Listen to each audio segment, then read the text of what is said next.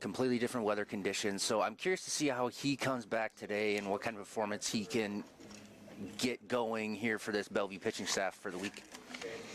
And really, in that game last week against the Turbo V-Hawks, was one really bad inning that hurt his total game effort. So let's see if he can put that back together. Almost had a complete game. Teron Williams coming in the ninth inning to finish us off and getting the save. All right, looking out on the mound, getting ready with his warm-up pitches is right-hander Hunter Magnusson. Magnusson, tall kid out on the mound, right-hander, 1-3 on the season. Give us a little bit more information about Hunter Magnusson. Yeah, Hunter's been in 6 games, 5 of them he started. Like you said, he's 1-3. He's got 26 innings. He's given up 33 hits, 23 runs, 21 of them are earned.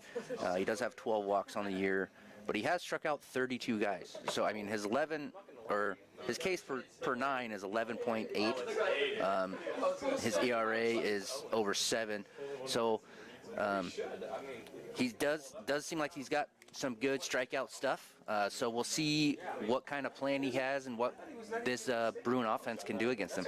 Leading it off for the Bruins, as he has done throughout most of the last 2 years, center fielder Kanta Kobayashi. He'll get the party started today. The Bruins have been in double-digit hits in each of the last 10 games. They have won 10 in a row. The first pitch from Hunter Magnusson fouled right back towards the backstop, and 0-1 the count. Again, that's something you don't see very often from Kanta, jumping on the first pitch of the game. He did that last week right away to start the game off, was very aggressive. First pitch on the knees in the zone, 0-2 the count on the Bruins. Leadoff hitter Kobayashi coming into today's action, hitting .375 on the season. Here's the 0-2 pitch. Tries to hit the outside corner, but it leaks away, 1-2. Yeah, that looked like a changeup that just kind of ran away from the plate. Current temperature 43 degrees. Expected to get up to the middle 50s today. That's right about seasonal average. Down the left field line, that one is a foul ball, just foul. Tailing away as it headed towards the fence on the right field line, landed just about a foot foul. And so the count remains at 0-2. Christian Ramirez gave it a chase, but almost extra bases for Kanta. Yeah, fastball on the outside corner. He did a really good job going with it. Just like you said, landed a foot foul of the foul line.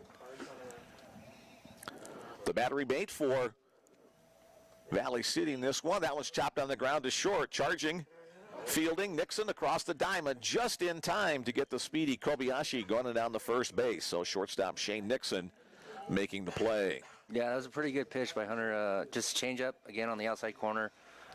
Ran away and down. But Kanta did a pretty good job of getting the bat on to put the ball in play to make them make a play. Next up is the Bruins shortstop, Brendan Luther. Luther awaits the first pitch. He too, first pitch swinging, gloved on a jump by Hunter Magnusson. His underhand toss to first base, quickly 2 away in the top of the first inning. First pitch changeup looked pretty good. Arm velocity was good. Looked like a fastball coming out of his hand. So to start to the lefties, it looked like he's going to live away with the fastball and keep that changeup on the outside corner. Here's the first right-handed batter for the Bruins. Left fielder Jake Lacy on a swing and a miss on a breaking ball. He's going to go slider and fastball away to righties. Lacy, 351 on the year. Another ground ball chopped to second base. Again, the charge, and the throw is in time as second baseman Adam Thompson makes the play to retire the side. 3 ground balls at the top of the first inning. The Bruins nothing, and the Vikings coming to bat. Yeah, so far in the first 3 hitters, fastball away to the lefties, changeup away to the lefties, and then obviously the first righty that came to the plate was 2 breaking balls right away. So we'll see how comfortable Hunter is with throwing. He's not going to be able to get away with just throwing 2 pitches to lefties and 2 pitches to righties. He's probably going to have to mix it up as the game goes on. So we'll see what kind of adjustments the Bruins make and what kind of adjustments Hunter makes throughout the game, the back and forth matchup. Out to the mound for the home team, or actually the visiting team today for this entire weekend series, Alex Salicio, the right-hander out of Southern California. Tell us a little bit about the season's work for Alex. Yeah, he's 6 appearances, 5 starts. He's 5-1 on the year, 1 complete game. He's thrown 37 innings. He's given up 37 hits, 31 runs, 24 of them earned, 11 walks, 32 strikeouts. So his Ks per 9 are 7.6. His ERA is 5. He has given up 9 home runs on the year. That's kind of his MO, even going back to last year. He's around the zone. When he gets in trouble, he leaves the ball up. When he's really, really good, the ball is down. It's a lot late movement, good life to his breaking ball, good life to his cutter. His cutter is probably his best pitch, in my opinion. It's got really sharp late break when it's on. When he gets in troubles, when it just kind of sits there, just spins, doesn't really do a whole lot when it gets to the plate. The first batter Salicio will face is shortstop Shane Nixon. The windup and the pitch from Alex Salicio. First pitch fastball on the outer half for a called strike 1. Alex, a senior out of Chula Vista, California. Again, the windup and the pitch. That one a little bit low. That looked like a cutter there. Slight movement away from the right-handed batter.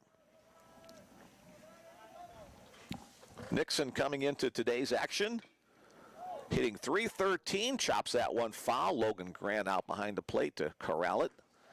And Salicio ahead, now 1-2.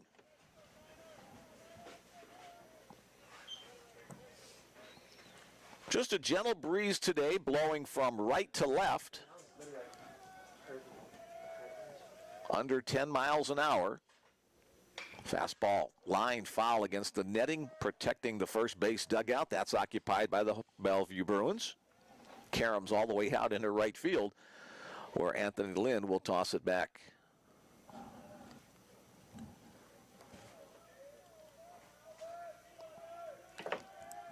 Here's the 1-2 pitch. Swung on and missed. Nice movement, sweeping across the zone. Yeah, slider started on the outside corner, looked like a strike for a very long time, and just kept going into the other batter's box. Ran out of bat for swing and miss. One man retired. Next up for the Vikings, catcher Jaden Babiuk. Pitch a little bit low, ball 1. Yeah, Jaden's actually leading the team in hits. He's got 25 hits on the year, and he's also leading their team in RBIs with 15. Has hitting .362 on the year. Batting out of the 2-hole, being the team leader in RBIs, that's doing a pretty good job for the bottom of the order to get there. Grounded to short. Nice play in the hole, but not in time. Getting there to make the play is shortstop Brennan Luther, but because he was so deep going behind the bag, the throw not in time to get Jaden Babiuk. Good speed for a catcher. Yeah, Luther, it looked like he took one extra step than he needed to get rid of that baseball. If he would, it was a play, it wasn't hit very hard, so Luther kind of had to be a little bit quicker on that play. Give Jaden credit. He hustled down the line, was able to beat it out. Courtesy runner coming into the game, number 10, Zach Veneman, will come on to run for the catcher. Meanwhile, stepping into the batter's box, second baseman Adam Thompson. Down low, blocked up by Grant. Now up to bat number 1, Adam Thompson.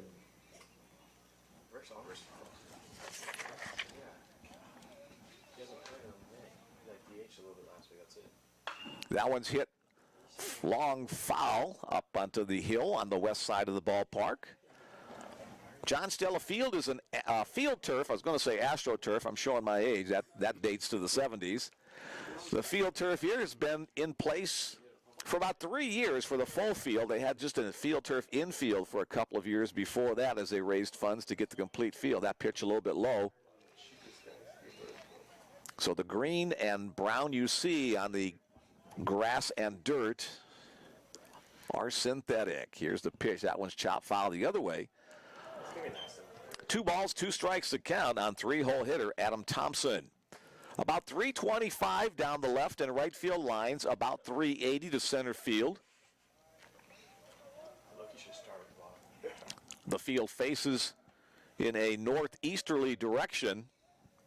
That's the way you're looking. Downtown Omaha off to your left-hand side, the Missouri River off to your right-hand side. You can't see him from here, but take my word for it. That's our geography lesson of the day. Fly ball into shallow center field. It'll be the second baseman, Drew Staley, who stays with it, going deep into the outfield to make the catch for the second out of the inning. Yeah, that was extremely high fly ball. Conta was playing pretty deep. It looked like he didn't have time to come in and get it. Drew did a really good job at going back, taking charge to take over that fly ball. At this point of the game, fly balls to left will be the ones most bothered by the sun. Here's the Valley City State cleanup hitter, right fielder Drew Nixon. Little chopper on the ground. Trad Richardson on the second hop, grabs it, steps on the base, 3 unassisted, and the first inning comes to an end. No runs on 1 hit, no errors, and 1 man left on base for the Vikings. 1 in the books. 0-0 our score. Coming to you live from John Stella Field at Brown Park in Omaha, Nebraska.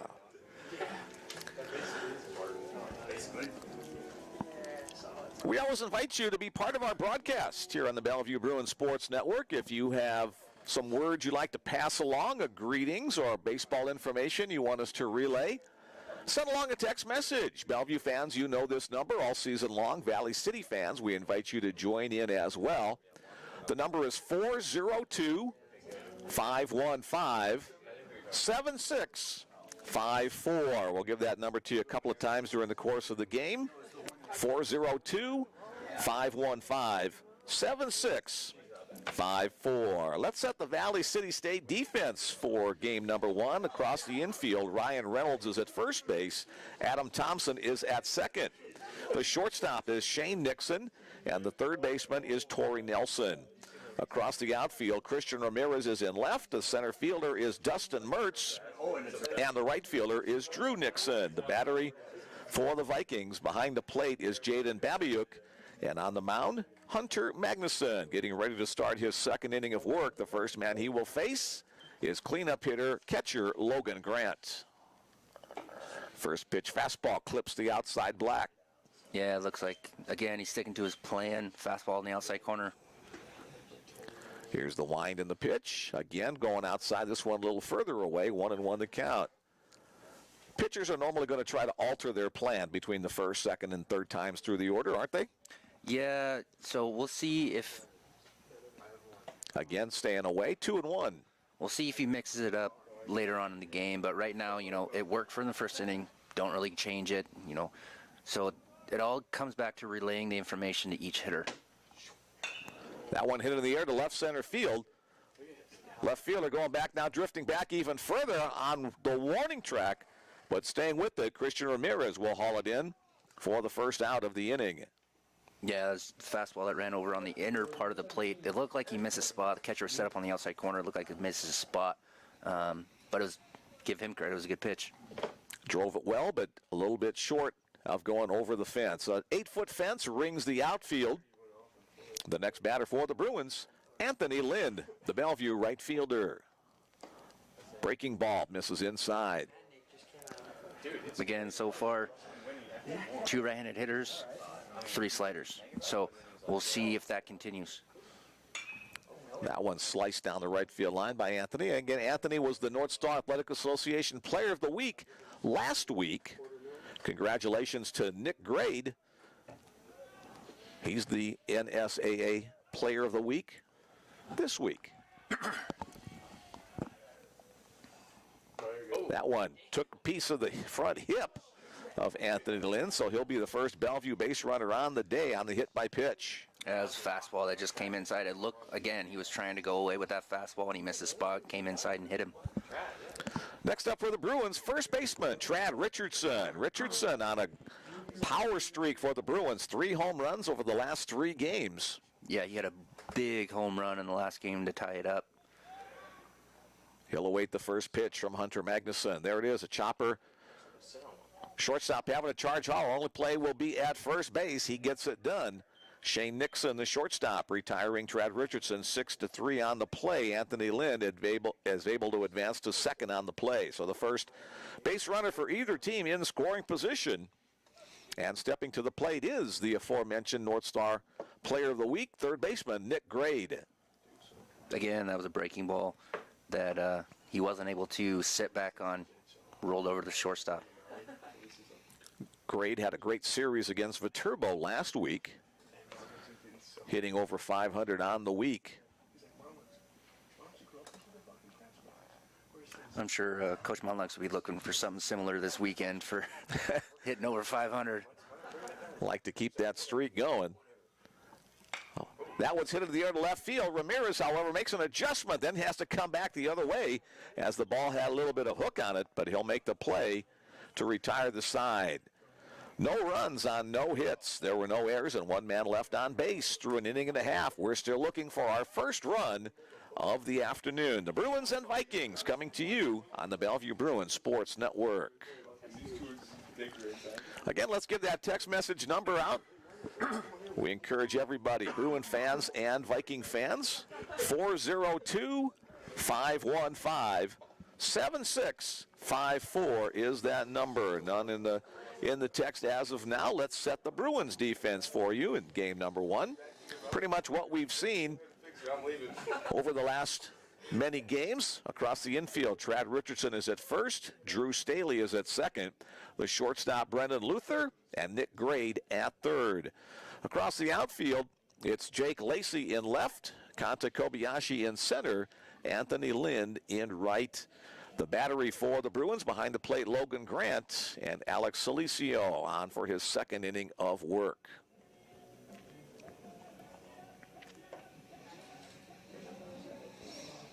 Middle part of the Valley City State lineup. In the bottom of the second inning, center fielder Dustin Mertz will lead it off. Dustin does have 23 strikeouts in the year, so he is a candidate for a strikeout to start off the inning. Hitting .269, the first pitch fastball in the strike zone from Alex Salicio.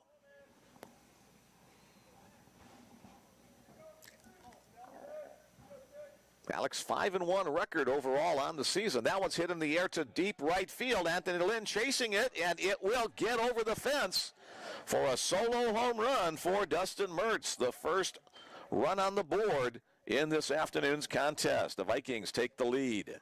Yeah, that was Dustin's third home run on the year, 13th RBI. It's just a fastball that was right over the middle of the plate. Kind of what I talked about before the game started. He's got to do a better job at keeping the ball down, hitting the corners, hitting the spots, not getting over the middle of the plate. That's the 10th home run he's given up this year. Not a real big park here at John Stella Field, as the next pitch goes to designated hitter Jay Gruel. Now to the plate, number 19, Jay Gruel. About 380 to straightaway center field. The power alleys are not very deep, especially right center field because of the hill out that direction. It's only about 360 or so. Same for the dimensions to left field. That one's hit in the air to the right side out of the infield. Trad Richardson at first base has a beat on it now in foul territory, and he drops the baseball. So an E3 on the play. Trad looked like he had a beat on it the last second, had to take a step or two backwards and couldn't corral it. Yeah, not sure if the wind had any effect on that, or he probably just misplayed it a little bit, came in a little bit too far. I'm pretty sure Coach Monlux won't be happy with that. A little bit of a high sky. There are no clouds around, so sometimes the white ball in the blue of the sky, it's a little more difficult to pick out instead of if there's something to have a little background against. 1 ball, 2 strikes to count on Gruel. Designated hitter for Valley City today. Fastball misses away, 2-2. Valley City located in east central North Dakota. In the vicinity of Fargo. I'll be like thinking about it. I'll just be like, He's up like this, and the ball's like, it's like the ball's going like this. Full count. Nobody out in the bottom of the second inning. Vikings with a 1-run lead. That pitch is fouled out of play. We'll do the payoff pitch once again. So far, these hitters look pretty comfortable against Selly. There's nothing that he's doing right now that's making them uncomfortable with his pitch plan. The back foot of Gruel right on the edge of the batter's box, grounded out to Drew Staley at second base. On the 4-3 play, the Bruins have picked up their first out of this inning. Now batting number 44, Christian Ramirez. Christian Ramirez, the left fielder, made a couple of defensive plays in the last half inning. Now his first swing of the bat today. Yeah, he's hitting 296. He does have 8 hits on the year. So it's again, you know, Selly's got to find a way to get them uncomfortable as he gets a base hit through the left side of the infield. Looked like a cutter. Again, that didn't cut. Stayed over the heart of the plate. And they're give them credit so far. They're getting good swings on the baseball. It looks like they're seeing it pretty well. But Selly's got to do a better job at hitting his spots, hitting location, making them uncomfortable. Next up is first baseman Ryan Reynolds. Swing and a miss. So Ryan Reynolds, not the actor, obviously, but I'm sure he's been teased about that probably most of his life. Down in the count, 0-1. Breaking ball in the dirt. Nice job by Grant behind the dish. Bruins have a decided advantage on the season batting average. Bellevue hitting .327 as a team, .254 for the Vikings. The little nibber off the top of the bat. Staley's only play will be to first. He'll get it done, retiring Reynolds, and Christian Ramirez advancing to second on the play. Yeah, slider on the outside corner that heat off the end of the bat. Slow roller, not nearly hit hard enough to be able to turn a double play. 9-hole hitter, third baseman Torrey Nelson at the plate. Runner in scoring position with 2 away. Let's see if the Bruins get out of the inning here without any further damage. Fastball upstairs, swung on and missed.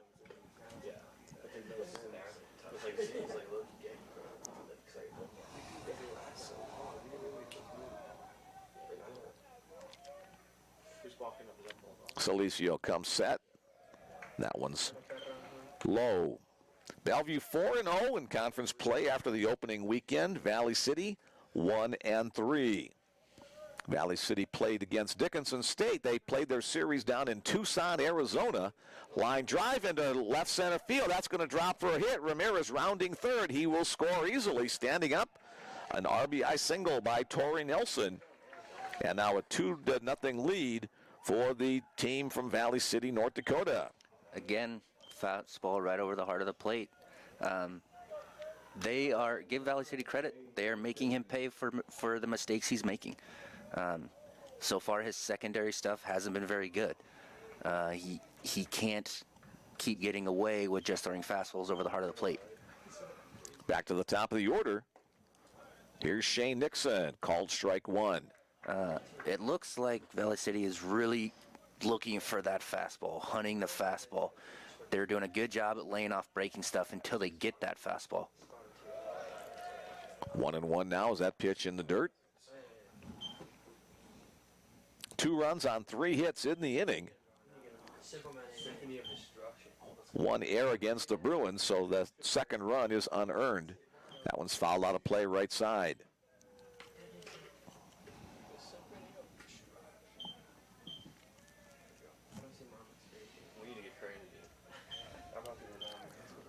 No hit. 1-2 the count. Hit in the air to center field. Kobayashi backtracking a little shy of the warning track. He'll have plenty of room to make the catch. He'll grab it to retire the side. 2 runs on 3 hits. 4 hits in the game thus far. 1 error and 1 left on base. After 2 complete, the Valley City State Vikings 2. The Bellevue University Bruins 0. Let's see what kind of adjustments the Bruins make this in the 3rd inning. You know, they've been able to see him for 2 innings now. You know, they see what he's doing to righties. They see what he's doing to lefties. So let's see if they can make an adjustment this inning. You know, I know the bottom of the lineup hasn't hit yet, but they should get a visual of how he's pitching everybody else. So they should have a pretty good idea of what to look for, what their plan of attack is. Hunter Magnuson back to the mound for his 3rd inning of work. Again, 1-3 his record on the season. Game number 1 of this 4-game set.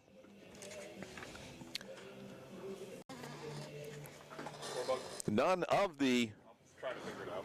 None of the Valley City State pitchers have more than one win on the season. 5 different players, 5 different pitchers have one victory on their current 5-15 season record. The Bellevue Bruins rated number 9 in the NAIA Coaches Top 25 poll this week. The Bruins number 5 in the preseason poll, then dropped down to number 14. But on a current 10-game winning streak, they've moved back up to the number 9 spot. Here we go at the top of the 3rd inning. Designated hitter for the Bruins, Houston Fogelstrom. First pitch fastball, outer half for a called strike 1. Fogelstrom filling that DH spot today, also an outfielder for the Bruins.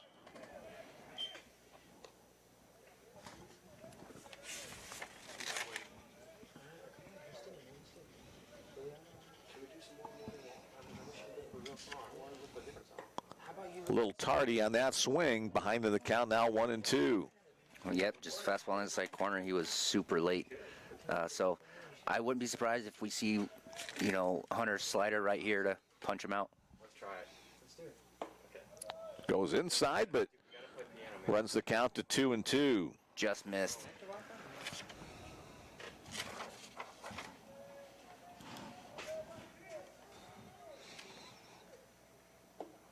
Fogelstrom tries to check his swing, but he goes around for the strikeout. The first strikeout of the game for Hunter Magnuson. Magnuson, a 6'2 sophomore from Wilmar, Minnesota.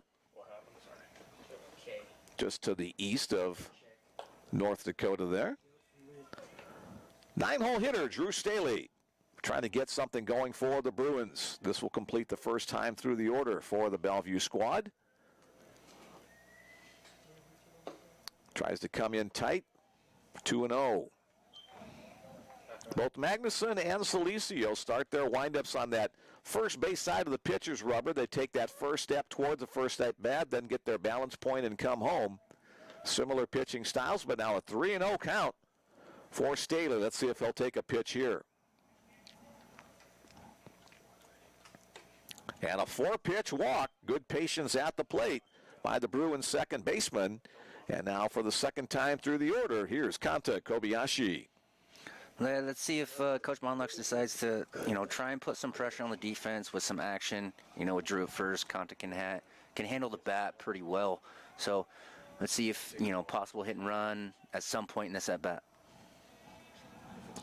From the stretch, Magnuson delivers. Kanta fouls it up the left side, out of play.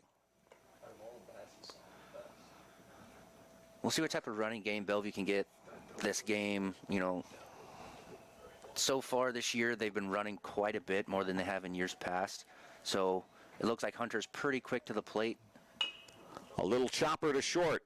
Nixon has to charge on the second hop. His throw to first is just in time. So Kobayashi, a couple of bang-bang plays, both of them made by the shortstop, Shane Nixon. Staley advancing to second, so he's in scoring position for Brendan Luther, a ground-out victim his first time up. Brendan, the team leader coming into today's contest in batting average, .403 his mark. Also leads the team in hit with 31 on the season. Up and away. Brendan, a little bit different batting stance as he readies, tries to keep his hands real loose.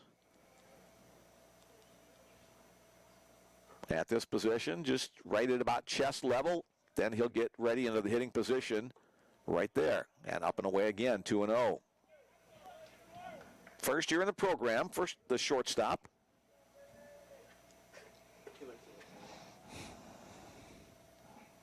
Same with Jake Lacy on deck and Logan Grant in the hole. That one's hit in the air to center field. Don't think he quite got it on the sweet spot of the bat, though.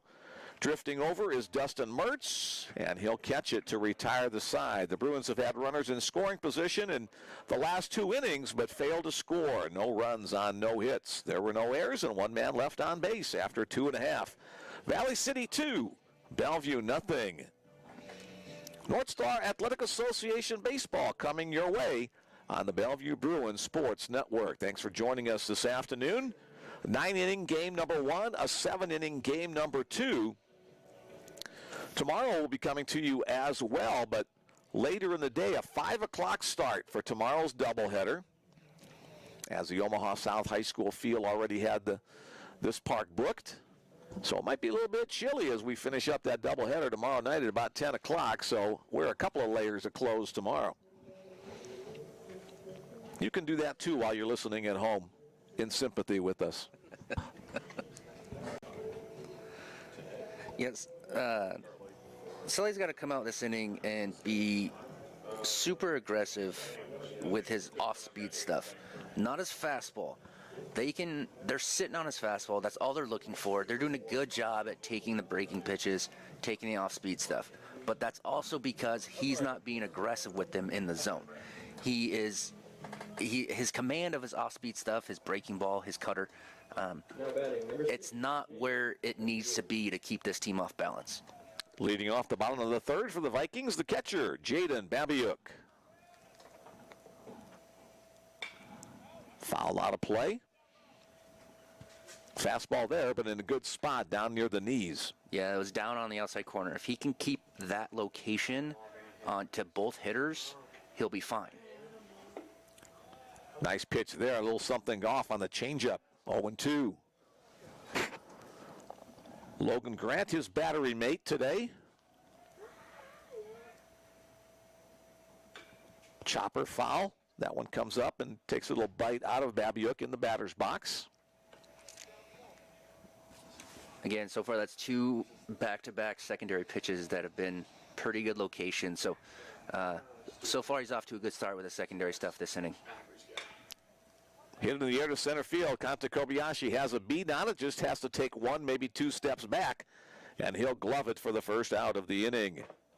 That was a fastball that's supposed to be up and out of the zone. It was up, but I don't think it was quite high enough for a swing and miss. Again, they're sitting and hunting a fastball. So his secondary stuff, he's going to have to do a better job at mixing up location and throwing his secondary stuff over for strikes. Adam Thompson, the second baseman at the plate, takes a pitch for ball 1. The Vikings wearing the maroon tops with gray pants today. The Bruins with their black jerseys and white pants. That one's lined into left field. Lacy giving chase. He won't get there as it 2 hops near the corner. Gets it in quickly to hold Thompson to a single.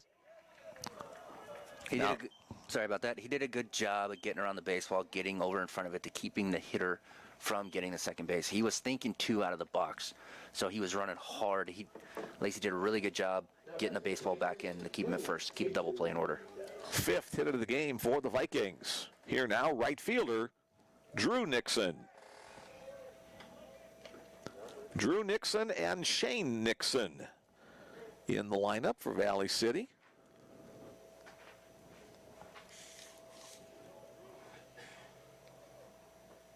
There's a breaking ball nicely located. 1-1 the count.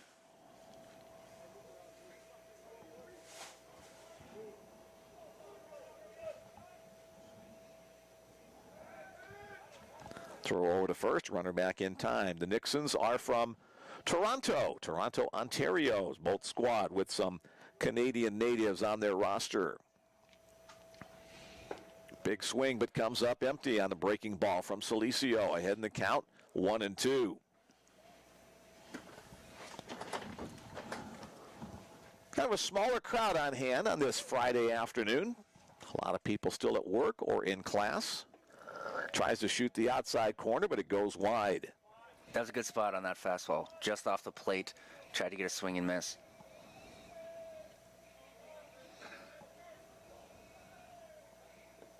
2-2 pitch. Grade has a deflect off his glove straight up. And on the wild pitch, Adam Thompson will head down to second base. Yeah, he just tried to pick it like a first baseman out of the dirt. Didn't really put his body in front of it to keep in front. Bounced up. Runner was able to advance. Good read by Thompson to see that he had enough time. Here's the payoff pitch at 3-2. Nixon holds at the plate, and the Vikings will have runners at first and second on the walk. Here comes Dustin Mertz. He's solo home run. Got the Vikings on the board his first time up today. Not bad. Number 11. Dustin Mertz. Mertz from West Fargo, North Dakota. Not too far away from Valley City on that eastern part of the state of North Dakota. On the outside corner for a called strike one. Nice little movement there and a slider, perhaps a cutter. That looks like a slider. It had a little bit more break to it than his cutter. But that was a good start, 0-1. Let's see if he can get a ground ball here for a double play. Steps off and fakes the runner back to second. Middle infielders playing double play depth. That means a couple of steps closer to the bag. It's been interesting to watch in Major League Baseball when they have these ultra slow speed cameras with the ball coming out of the pitcher's hand. That fastball upstairs, 1-1. The different angles, the way pitchers throw around the side of the baseball on sliders and cutters and curveballs. It's just kind of a lot of personal preference as to how much of a slide or a sweep on the ball you want to have. Swing and a miss. Looked like a change that time. Yeah, when it comes to pitching, some of it is just finger pressure, to be honest with you. They don't do a whole lot or hand placement on the baseball. So to make the baseball move you one way or the other, on a fastball, sometimes you can put more finger pressure on your index finger to make it run arm side as there's a ball in the outside corner.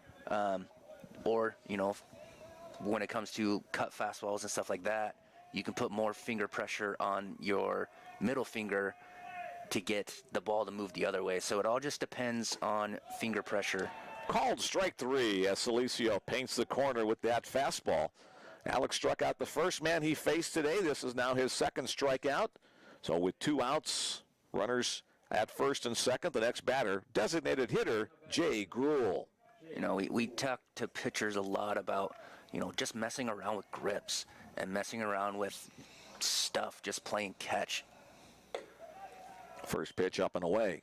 The craziest story about pitching is Mariano Rivera was messing around and found his cutter. Like, he was just throwing a bullpen, messing around with different grips in the pin, and came up with his cutter, and he did what he did and became. That one's hit in the air to deep right field. Lynn to the warning track, and he will have enough room right in front of the fence. Anthony Lynn making the play, and the 2 runners will be stranded. No runs on 1 hit. There were no errors and 2 men left on base through 3 innings. It's the Vikings 2 and the Bruins nothing. He got away with one there. It looked like a cutter was supposed to be on the inside corner. Didn't get in. Luckily, he missed barrel just enough to keep it in the yard. But he got away with one there. So 3 innings in the book. In the current standings, Bellevue, Mayville State, and Dakota State tied at 4-0 on top of the North Star. Dickinson State at 3-1, then Valley City at 1-3. Waldorf, Viterbo, and Presentation 0-4 on the start of the season.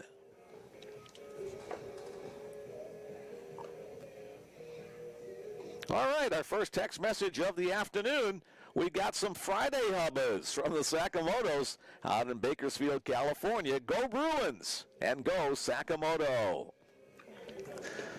All right, hopefully we'll get a chance to see Mr. Sakamoto, Cade Sakamoto, back in the lineup here soon. He's recovering from a little bit of a ding.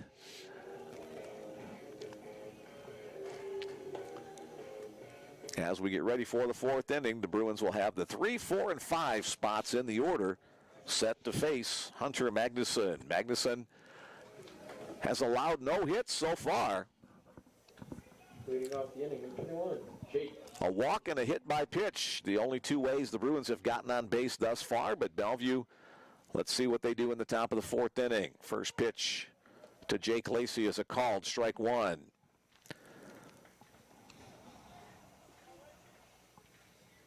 Bellevue in double digits in hits in each of the last 10 games.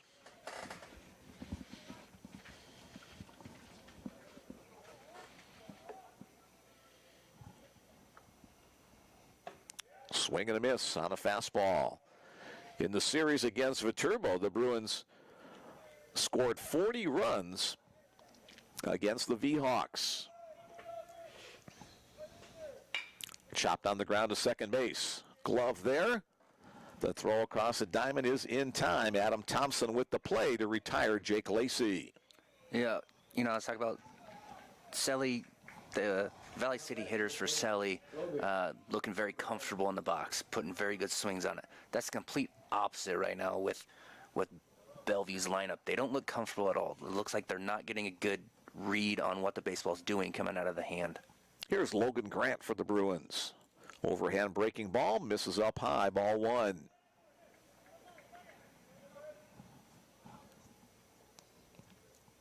Magnuson again from the line. Tries to shoot the outside corner. It tails away. 2-0 the count on the Bruins cleanup hitter. Grant hitting .368 on the season. Lays off that breaking ball, says it clips the inside corner. 2-1.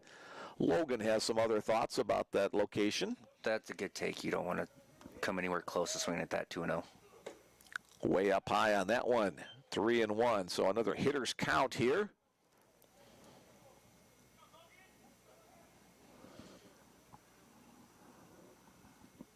The look, the wind, the pitch, and it's outside off.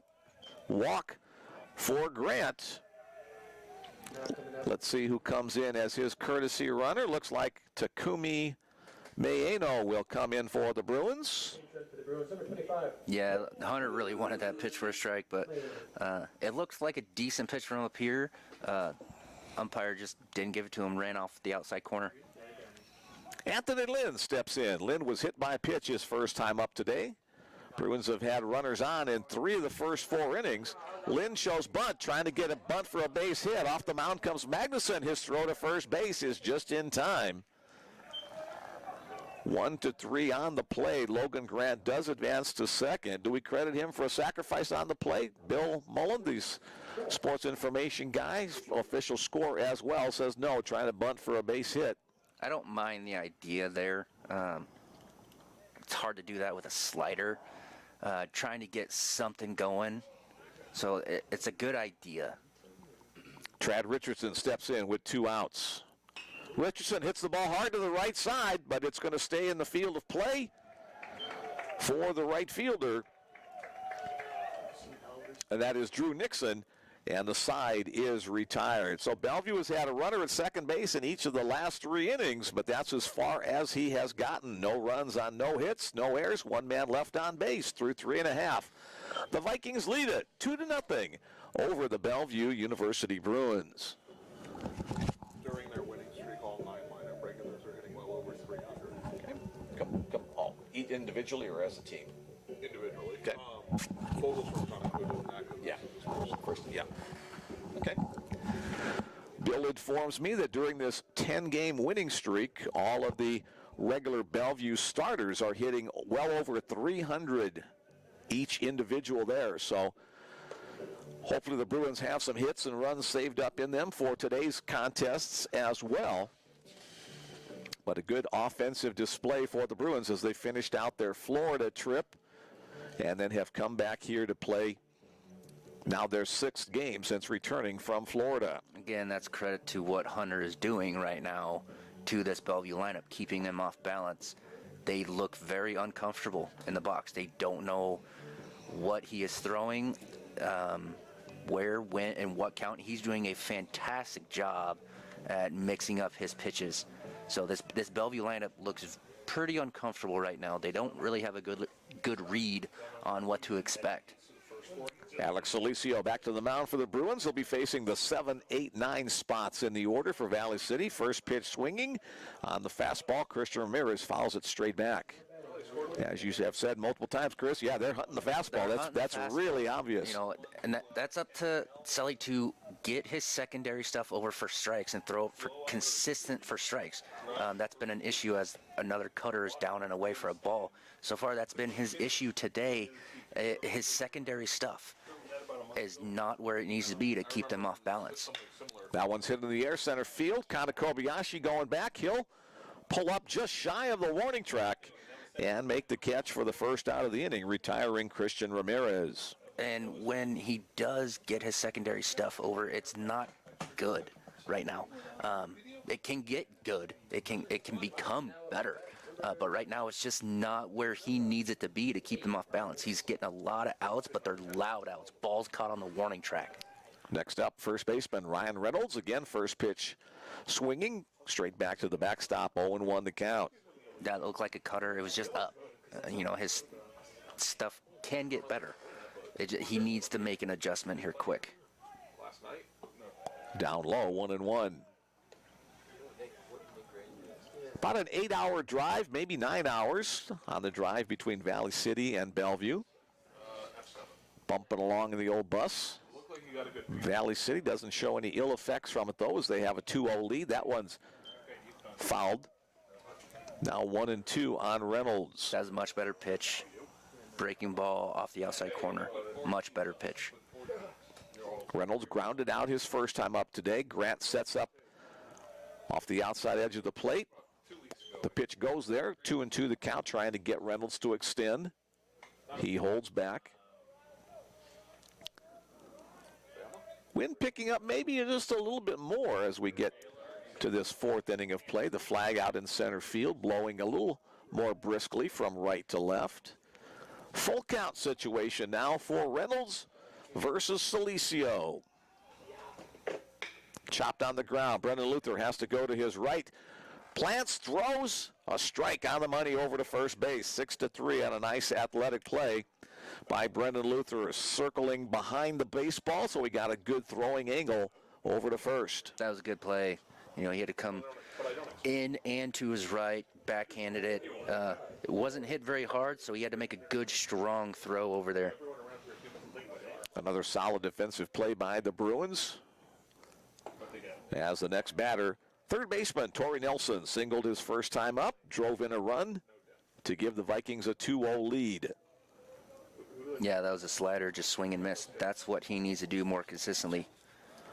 Another little slider, 0-2. Not a little slider, a big slider. The Bruins, 967, their fielding percentage this year. They were 980 last year, which led the NAIA. There's a nice fastball on the location on the outside part of the plate. Alex Salicio picks up his third strikeout of the game, and the side is retired in order for the first time this afternoon. 4 innings in the book in this 9-inning contest. Valley City 2, Bellevue nothing. That's what he needs to do a little bit more of, mixing it up, having good location, good secondary stuff for strikes, swing and misses, and then freeze them with a late fastball when they are not expecting it. So that was a very good end of the inning for Saturday. Let's see if he can build off of that next inning. And hopefully this offense can get going and get him some help. I mean, he's pitching well enough to win. I don't want it to sound like he's not pitching well enough to win. He is. But even if you ask him, it's not up to his expectations either. So he will probably tell you that he should be pitching better, that he needs to pitch better. I know coming out of the last game when, he gave up those 8 runs, he said that he pitched terrible.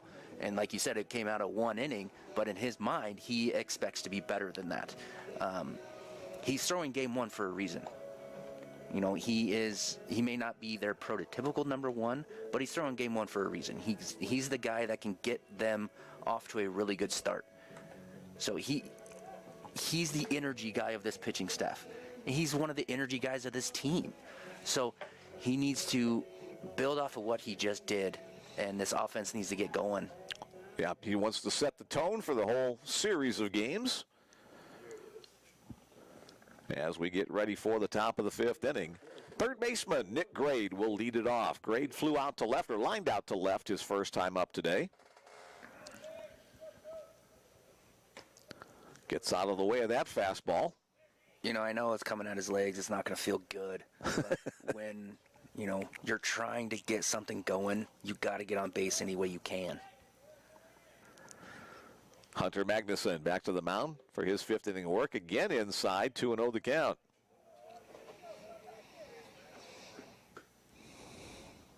2 walks and a hit by pitch. The 3 Bruin batters to this point.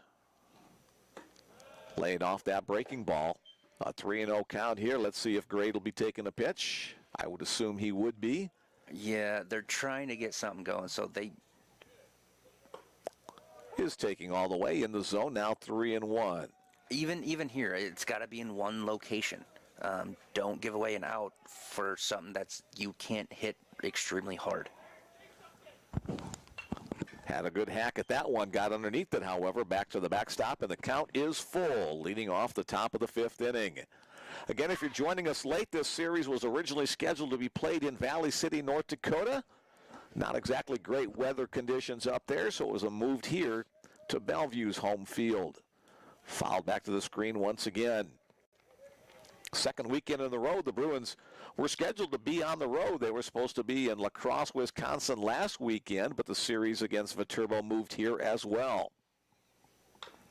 Chopped foul once again. The Bruins have 7 series in conference play, and they may wind up playing 6 of the 7 here at home. Dickinson State will be in town next weekend to continue the series. And a walk by Nick Grade, so he becomes the first leadoff man in an inning to get on base. That was a fantastic at-bat. You know, worked it to a full count. Yes, he was up 3-0, but worked it to a full count. Fouled off pitches, fouled off pitches, fouled off pitches when he was able to draw a walk. Here's Hunter Fogelstrom. Houston had Hunter Magnuson on the mind. Shows bunt, pulls it back as the pitch comes in high. You know, with Connor being hurt, Ack being out for the year, I think Coach Monlex is still looking for somebody to take over that DH role. Again, showing bunt, puts it down up the first base side.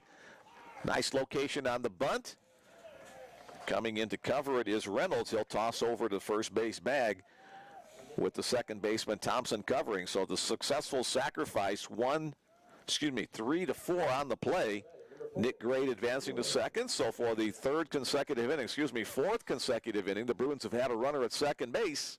The batter, second baseman, Drew Staley.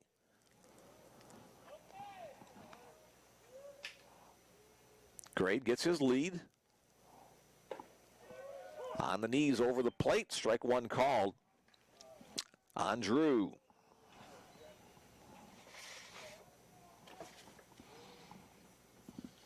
Drew, the senior from Salt Lake City, Utah, awaits the next pitch. Count evens up at 1-1. Second baseman Adam Thompson jockeying out there with Nick Grade to try to keep him as close to the second base bag as possible. Give his outfielders a chance for a play at the plate on a single by Staley. Breaking ball up and in.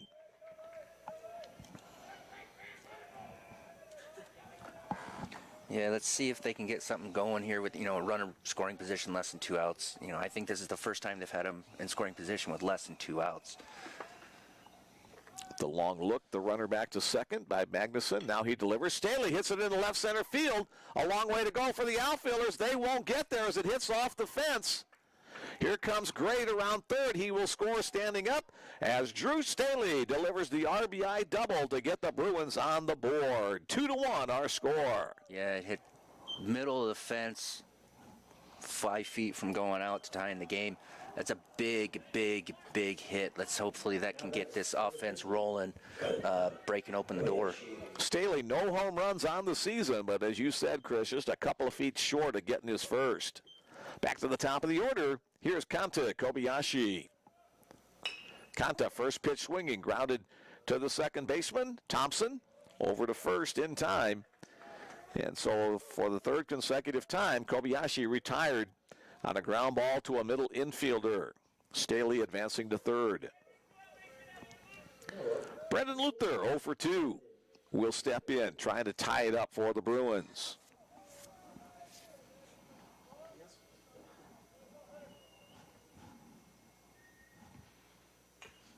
Foul tip back to the screen.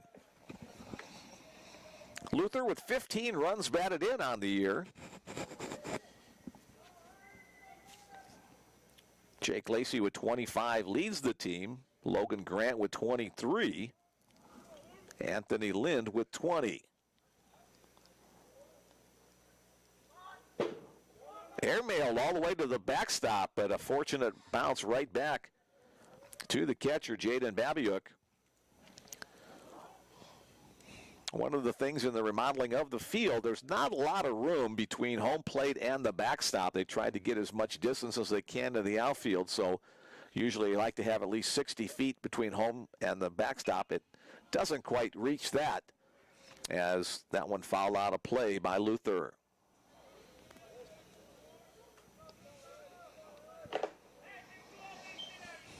One ball, 2 strikes the count down the Bruins shortstop. Chance to tie it up in the top of the 5th inning. Lays off the pitch off the outside edge. Catcher Jaden Babiuk tried to frame that, bring that back in over the edge. Did not get the call from the umpire, however. Clearly off the outside edge of the 17-inch wide home plate. Magnuson comes set at the belt, delivers. That one's going to be stopped at the shortstop. Throw to first base is in time. A great play at shortstop by Shane Nixon. Dwayne Monlex does not agree with the call from the base umpire. He's going to trot out there after him to have a few words on the play. But a highlight reel stop by Nixon to retire Brendan Luther and keep the Bruins from tying it up in the 6th inning. 1 run on 1 hit. There were no errors and 1 man left on base after 4.5. Valley City 2, Bellevue 1. Bang, bang play at first. Brendan Luther still standing on the bag. There's not obviously going to be a replay. We don't have that capability. And now the base umpire will come in to talk to the home plate umpire to see if he had an angle if the first baseman pulled his foot off the bag. I think that's the only thing that they can be talking about. The home plate umpire can't change the out call. The only way he can is if he came off the bag. And from my angle, he didn't come off the bag. No, it looked like he held it for sure. That was a heck of a play by that shortstop, And, Valley City's looking to pull a major upset here. They are 5-15, 1-3 in conference, playing a top 10 team in the country. They're looking for a major upset. And to get one, you need plays like that.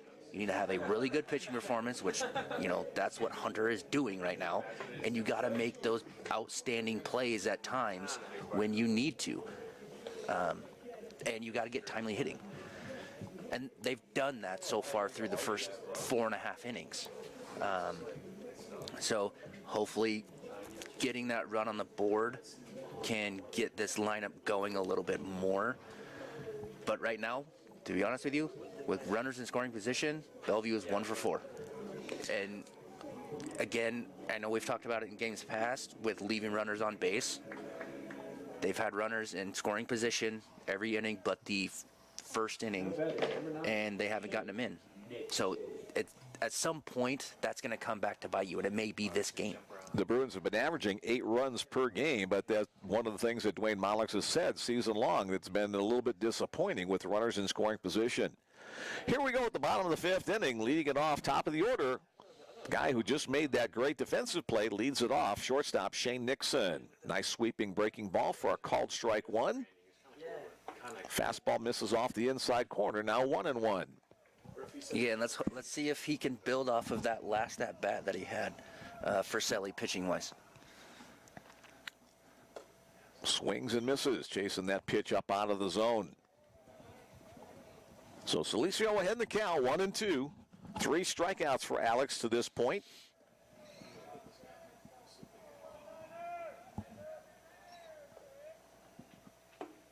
Just off the outside edge. Grant tried to frame it.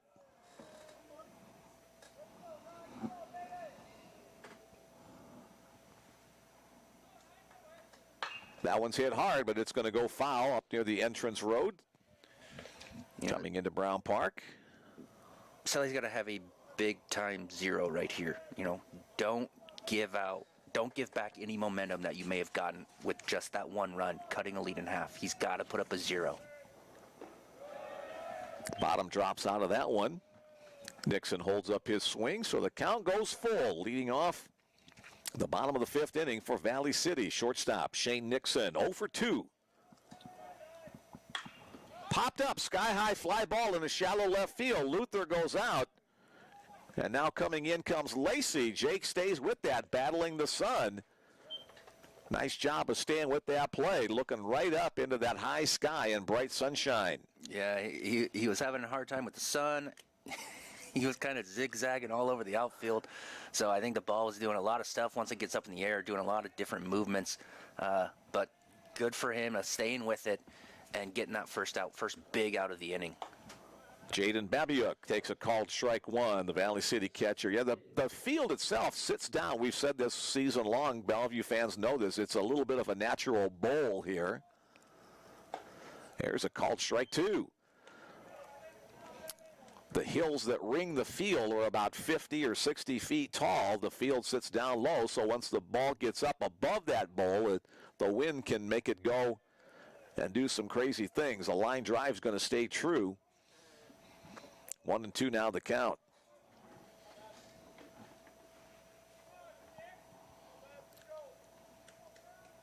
Solicio delivers. That one's hit on the ground and through out into right field as Jaden Babiuk went down and got it. His second hit of the game, both of them singles. And as he's the catcher, courtesy runner will be coming on for Valley City. Yeah, Selly gave up a hit right there, but at the same time, I look at that as a positive. It was a good pitch. It was a breaking ball that was down. The kid just put a better swing on it.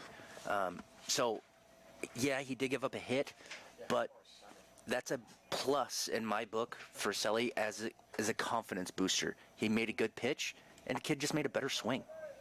Zach Veneman comes on as the courtesy runner for Babiuk as Adam Thompson steps in, throw over, chasing Veneman back to the bag. Thompson got a hit his last time up. He's 1 for 2 on the afternoon. Bruins looking to roll a double play ball here. Ball 1 to call. Bigger than I thought. Yeah, 382.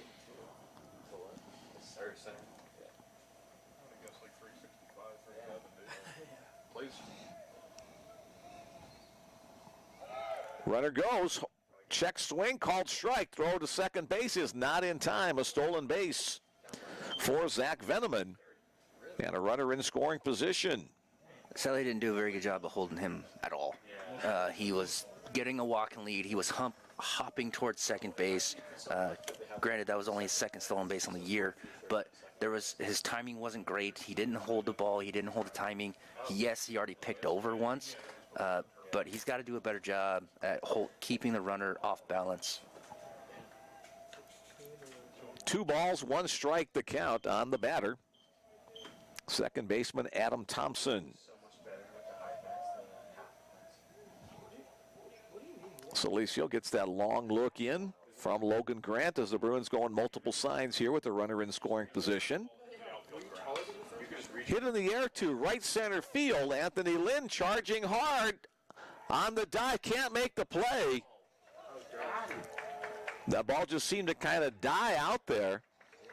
Babiuk's courtesy runner Veneman advancing to third. A base hit for Thompson, his second of the day. And now runners at the corners for Valley City and just 1 out for cleanup hitter Drew Nixon. Yeah, that was a flare into the right field. Drew, the second baseman, I don't think he had a very good read on it to see what kind of angle he needed to get to the baseball. And then obviously right fielder's playing too far back to come in and get it. Drew Nixon 0 for 1. A ground out and a walk thus far today. A Bruin outfielder is going to play a little bit deeper here because the fences aren't real deep, so it's a little bit of a deceptive to the eye. Lid had a long way to go, couldn't get there quite in time. Needed one more step. Again, the throw over to first. Oh, Alex must have heard you, Chris. He's paying a little bit more attention to those runners over there at first base. 2 runs on 7 hits for Valley City. Little chopper to short. Luther goes to second for 1. Over to first, just in time. The Bruins with the 6-4-3 double play. kind of a slow hopper coming off the field tip. Luther and Staley combined on the quick turn up the middle to get out of the inning. No runs on one hit. There were no errors and one man left on base. After 5 complete innings of play, Valley City Vikings 2, Bellevue University Bruins 1. Big play, big pitch, big double play right there. Keep them off the board. Bang, bang play.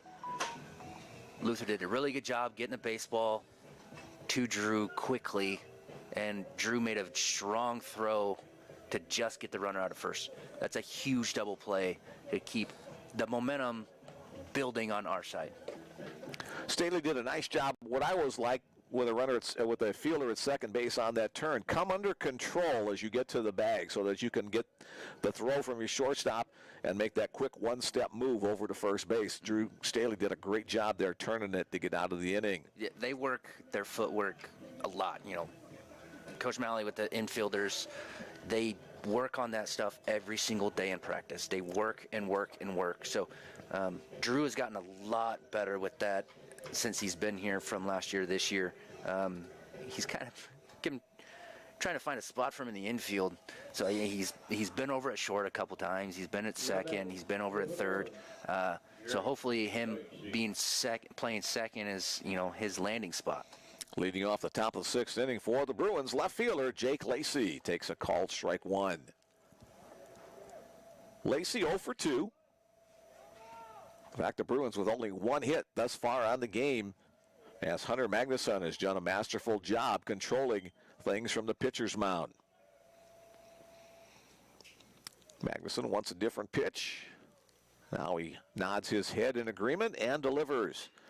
A little chopper over the mound. Second baseman, long throw. That's going to be an infield single. Jake Lacy hustling down the line, hit the ball in the perfect spot.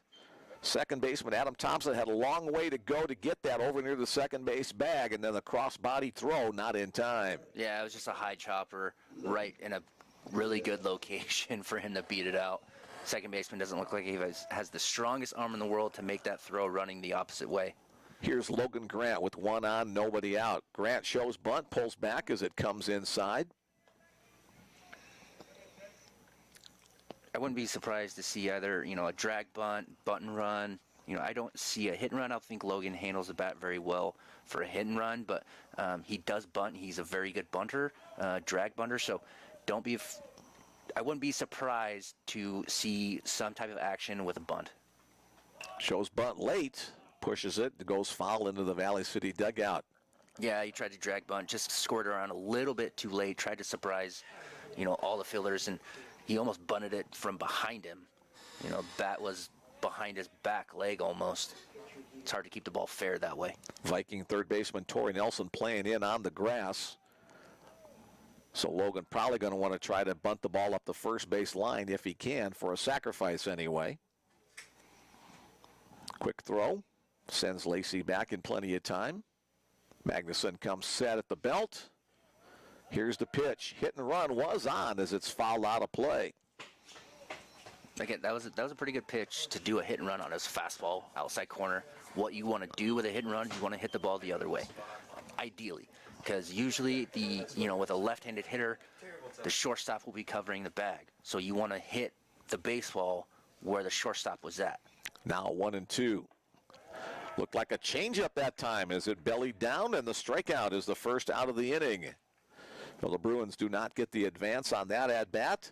Stepping up, right fielder Anthony Lind. That was a good pitch. The changeup outside corner, ran away from him, kept him off balance. He was out in front, swing and miss.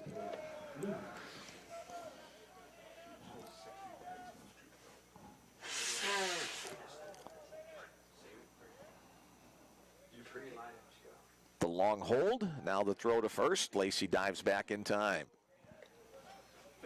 7 hits for the Vikings, only 1 for the Bruins. We're in the top of the 6th inning.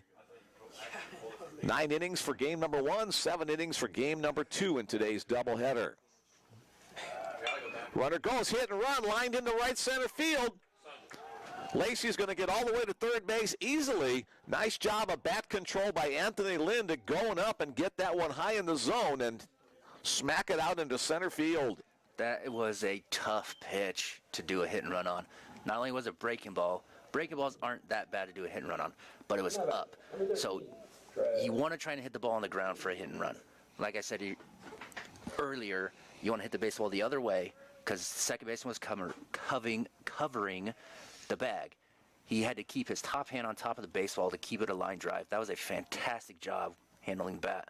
Here's Trad Richardson, tries to hold up his swing. Can't do it, 0-1 the count. Richardson, the guy with 3 home runs in his last 3 games. RBI opportunity for the Bruins to tie it or take the lead. Magnuson again with the long hold. That pitch down low, 1-1. The count on the Bruins' first baseman. Trad needs to look for something that he can elevate. We don't want to hit a ground ball in this situation. We want to get something in the air that can score that run.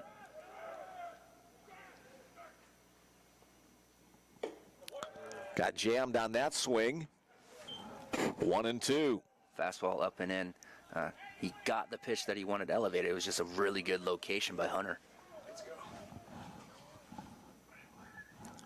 Lind, the runner at first. Lacy, the runner at third. 1 out situation here. A little chopper. That's going to score a run. And it's going to be an E4 on the play. Charging comes Adam Thompson, but looked like he pulled his eyes off the ball at the last second.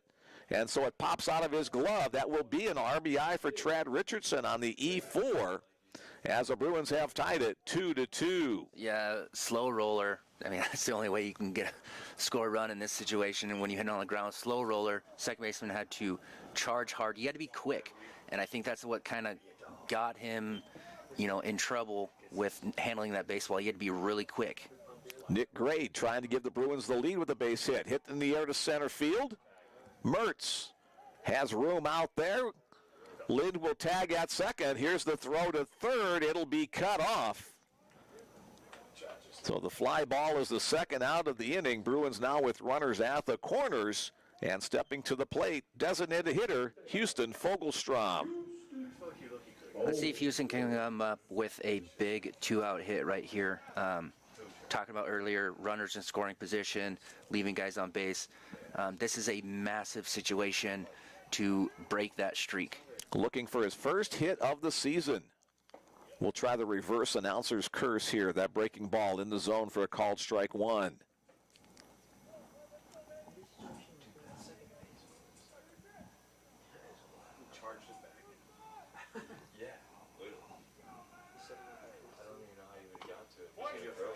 Foul tip back to the net. 0-2 the count now on Fogelstrom. Houston, a sophomore from Omaha. Trying to get a big base hit here that would jolt the Bruins into the lead.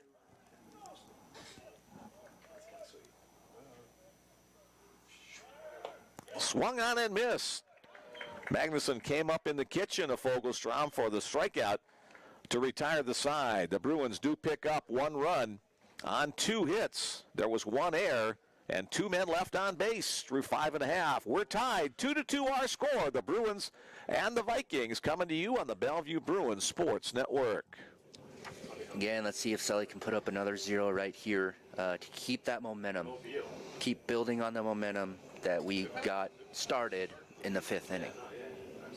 The 2 runs coming for Valley City in the 2nd inning. Goose eggs since then. Valley City only has been retired in order 1 time today. Same can be said for the Bellevue Bats as well. So both teams have gotten guys on base, but only 2 runs across home in the category that counts. Hey, again, let's give out that text message number. Not a lot of people playing along with us today, but if you would like to join us, whether you're a Bellevue fan or a Valley City fan, the number is 402-515-7654. Let us know who you are, where you're listening, who you want us to shout out to, any baseball words of wisdom you want us to pass along. Mick Krupski here, Chris Williamson there, former Bellevue pitcher back in the day, volunteer coach as well these days, Fremont police officer. I'm an old retired guy, so that's who we are. Thanks for joining us as we get to the bottom of the 6th inning. Ball one the call on center fielder Dustin Mertz. Alex Salicio has gone the distance for the Bruins. Hunter Magnuson has gone the same for Valley City. That's hit to right field. Anthony Lynn going back. Can't make the play as it hits off the wall. Anthony came close, but couldn't get there. It's a leadoff double for Dustin Mertz. And Valley City with the leadoff guy in scoring position. Yep, fastball, outer third, not quite outside corner, outer third, and he did a really good job, put a really good swing on that baseball, and he just hit it over the head. He almost, Lynn almost made a fantastic play coming up with that ball. Went back quickly, had a good beat on it, but just a little bit short on making the catch. Here's designated hitter Jay Gruel. Gruel 0 for 2. His job here, try to advance the base runner to third. Maybe in the fall. Just off the outside edge, ball one. Look for Selly to stay away, get something that he has to hit to the left side of the infield to keep that runner from advancing to third. Chopped on the ground, tough hop, but Richardson able to handle that one. And tipping a cap to Jay Gruel. He gets the job done. 3 unassisted on the play, but advances Dustin Mertz over to third.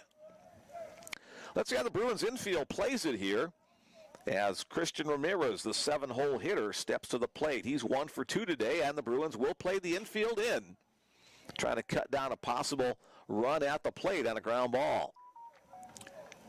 Yeah, Selly needs a strikeout right here. Chopper foul. There's 1 strike ahead. Up on top of the dugout. Valley City on the third base side. Valley City head coach Casey Olney patrolling the third base coaching box. As now we're starting to get some text messages light up my phone. That pitch in the dirt blocked up by Logan Grant. 1-1 the count.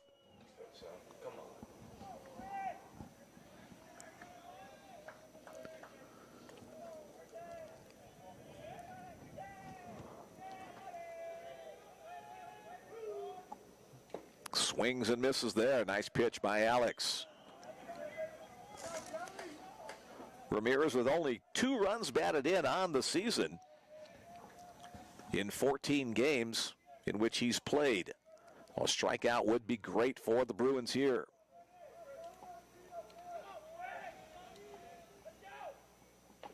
And it runs inside and hits Ramirez, so he'll trot down to first base on the hit by pitch.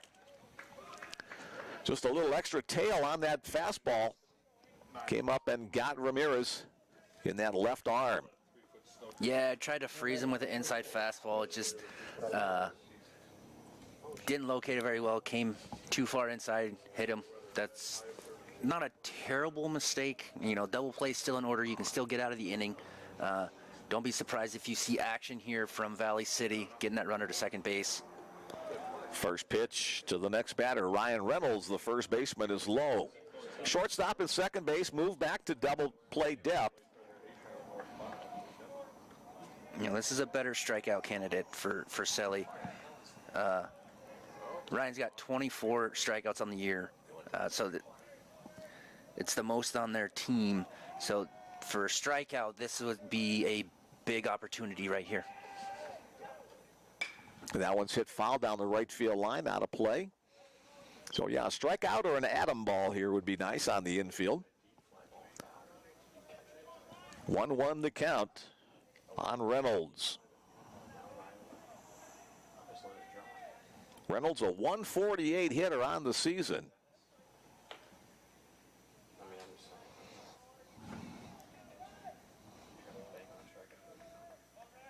Reynolds with 5 runs batted in.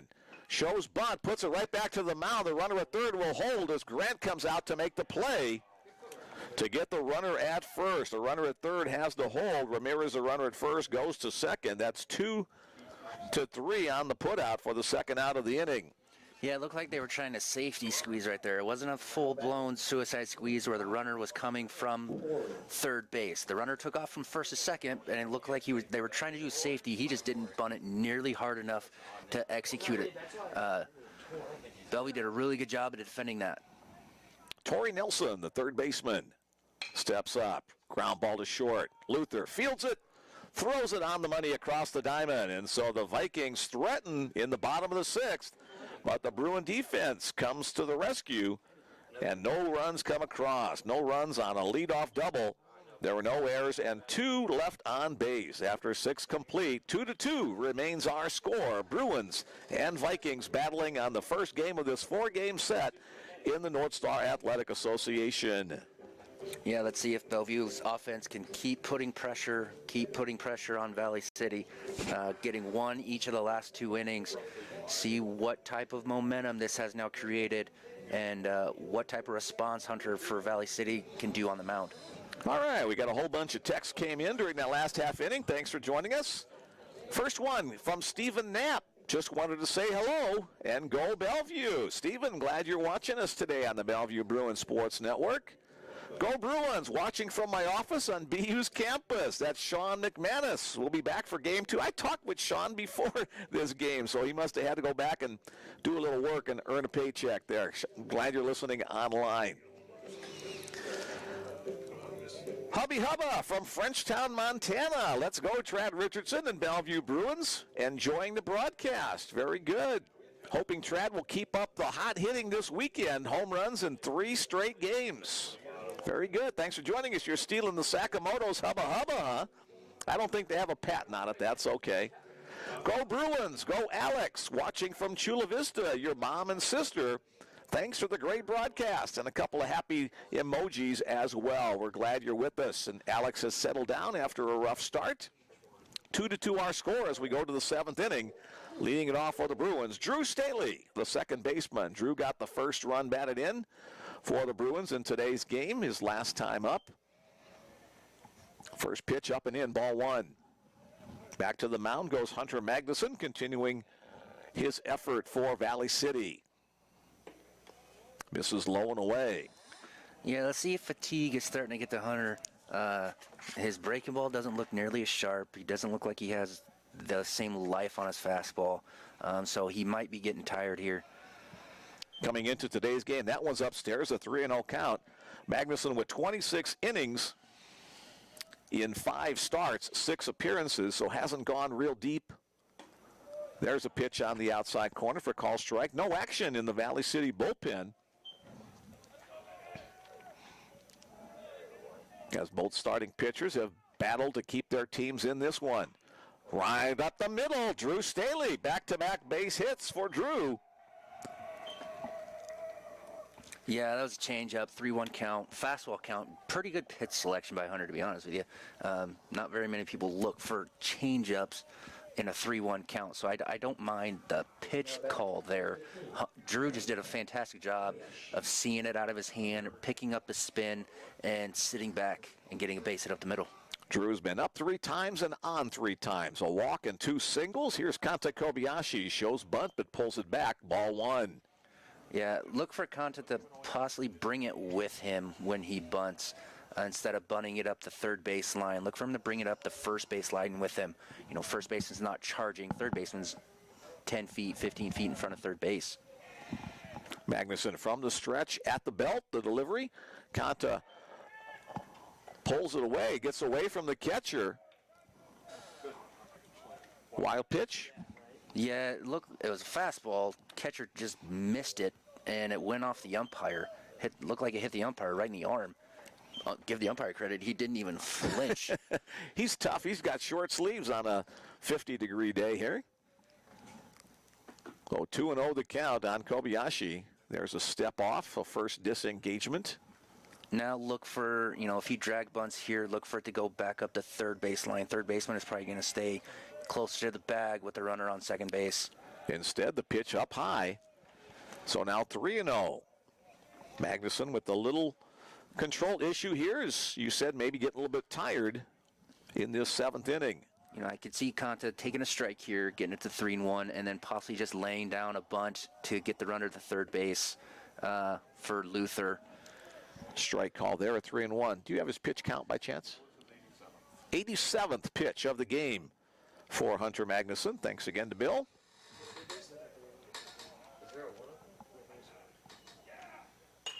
Foul out of play. Count goes full. A few more people continuing to come on into the ballpark this afternoon. Now Conta needs just a ground ball, something to the right side that can get him over. Have a productive at-bat right here. Here's the full count offering. This individual battle between Hunter Magnuson on the mound and Kanta Kobayashi at the plate. Kanta hits it hard in towards center field. Mertz giving chase. He'll make the grab. Going towards right field. A good tag at second base by Drew Staley. So he's now 90 feet away. Now up to the plate. Number 24. Kobayashi hit it hard, but Mertz with good distance to travel to make the catch. Yeah, that was a good swing that he put on that baseball right there. Hit it to the first base side of second base towards right center. As there's a meeting on the mound, try to go over, some defensive strategy here. If they want to put Luther on, possibly, what's going to happen, if Coach Monlux puts on a squeeze, which he has been known to do on numerous occasions to take the lead or win games, especially late in a game. Coach Monlux loves to squeeze with the right person. Yes, somebody who can handle the bat. He's even been brought in guys off the bench just to squeeze. So, he's not afraid to do it. And so my guess is, what kind of pitch they want to throw, what happens if they do squeeze, where does he want the baseball to go, pitch-wise, do they want to pitch out, do they want to throw behind Luther, which is a possibility, that is a strategy, not a smart one, but it is a strategy. Infield is pulled in to throw over to third base. Chases Drew Staley back. No, Brendan Luther, the batter trying to battle here. Try to get something in the air to the outfield. A chance to score the go-ahead run. 2-2 our score. We're in the top of the seventh inning. First pitch, fastball, called strike one. I wouldn't be surprised if it happens on this pitch, Dwayne Mollick's not showing any signals here, but they could have discussed it while the conference was going on for the Vikings. Again, the throw to third. Trying to keep a suicide squeeze from happening there. Again, Drew Staley very attentive over there. Coach Dwayne Mollick's right behind him. Luther awaits. The pitch from Magnuson shows bunt, puts it up the third base side. Magnuson off the mound. He will not have a play at home. And the play at first goes into the runner. So credit Brendan Luther with an RBI on the play on the suicide squeeze. On the play at first, it'll be ruled a base hit. Yeah, it was a breaking ball. Just in the breaking ball on the outside part of the zone. It was actually a very easy pitch for Luther to bunt and get down. Pitch was up, came right into him. He saw it the entire way. Fantastic execution right there. Now Jake Lacy steps in for the Bruins. Overhand breaking ball in the zone for a called strike one. Yeah, nice job on the bunt, too, forcing the pitcher to go some distance to pick up the baseball. Did not have a play at home because of that. His only shot was at first, and a bang-bang play. The throw went into the runner. Scored a base hit. Foul tipped into the glove of the catcher. Now 0-2. Lacy got a single his last time up. Scored the second run of the game for the Bruins, 1 for 3 thus far.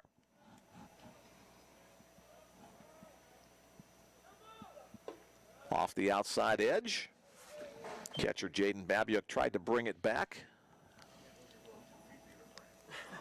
Now when the catcher's arm moves 2 or 3 feet to get it back to the zone, it's not quite there. Foul out of play. Count continues.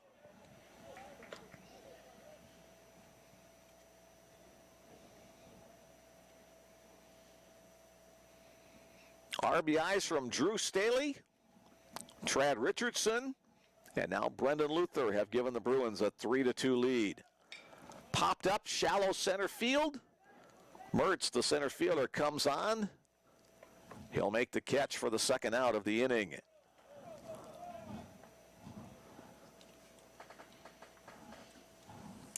Cleanup hitter Logan Grant steps in. Grant, the strikeout victim, his last time up. Walked and flew out are his 3 plate appearances today, as now we look down and see some action in the Valley City dugout, or excuse me, the bullpen. Strike one called. Number 31, I think it is, but confirm that for me, please, Chris. Keaton Clark looks like he's getting warm down there. Foul out of play over the top of Keaton's head.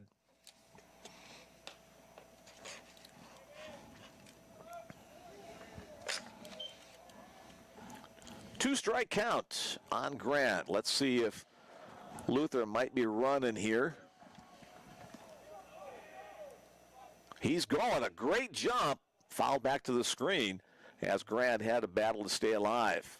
Yeah, he had a walking lead. His feet never stopped. He was still inching towards second base before he took off.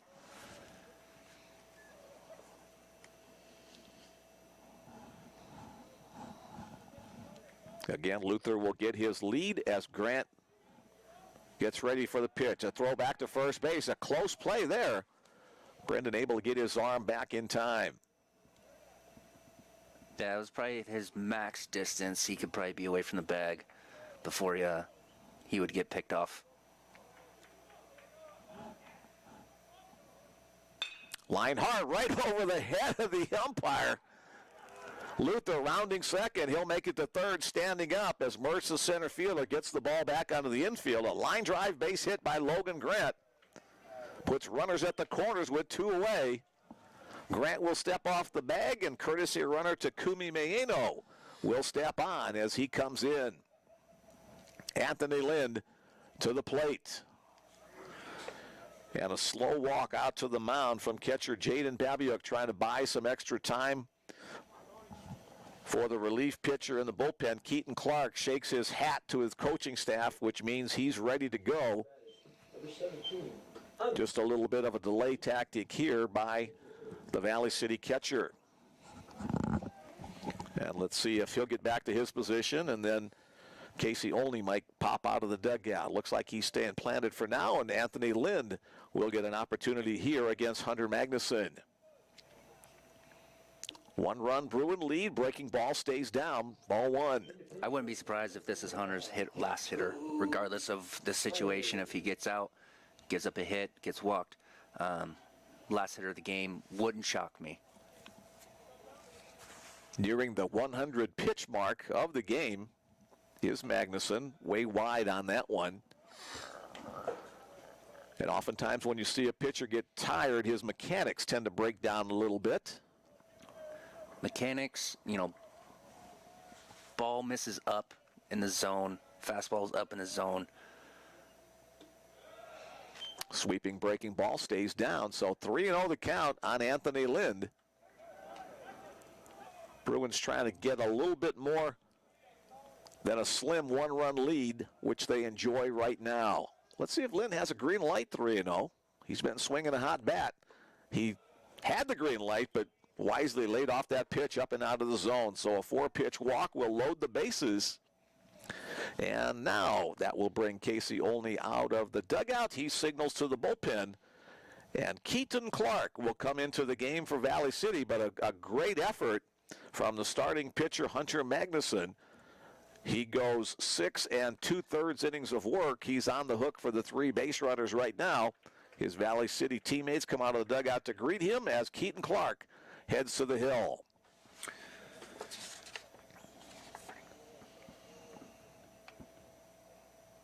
Now in the pitch, the Vikings. Keaton. What? Yeah, Keaton's got 3 appearances on the year, 3.2 innings. He has a 0 ERA. Hasn't given up a whole lot of hits, so we'll see what type of command he has coming into this big bases loaded situation with Trad coming up the bat. Trad, I know, is looking for something that he could probably do a lot of damage with. I'm curious to see what he starts Trad out with. a lot of relievers come in throwing fastballs. So if that's the case, Trad's got to be ready to go. It wouldn't surprise me the way, Hunter had been throwing for Valley City if he comes in first pitch off speed.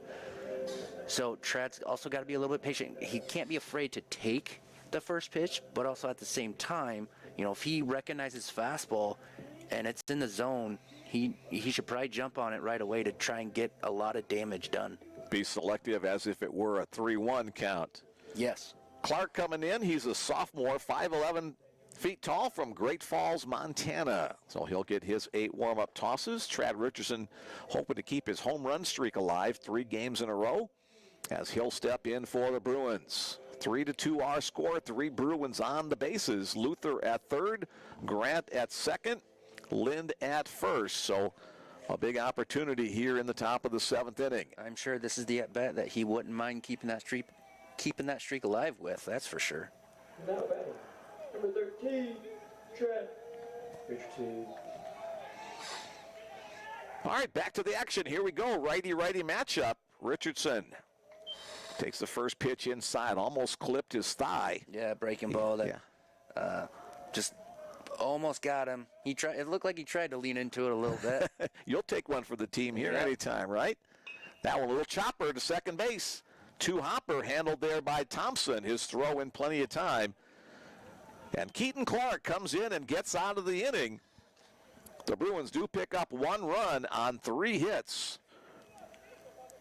There were no errors and 3 big base runners left on base. So again, an opportunity for the Bruins to break it open, but they come up empty. We'll have a pitching change for the Bruins as well.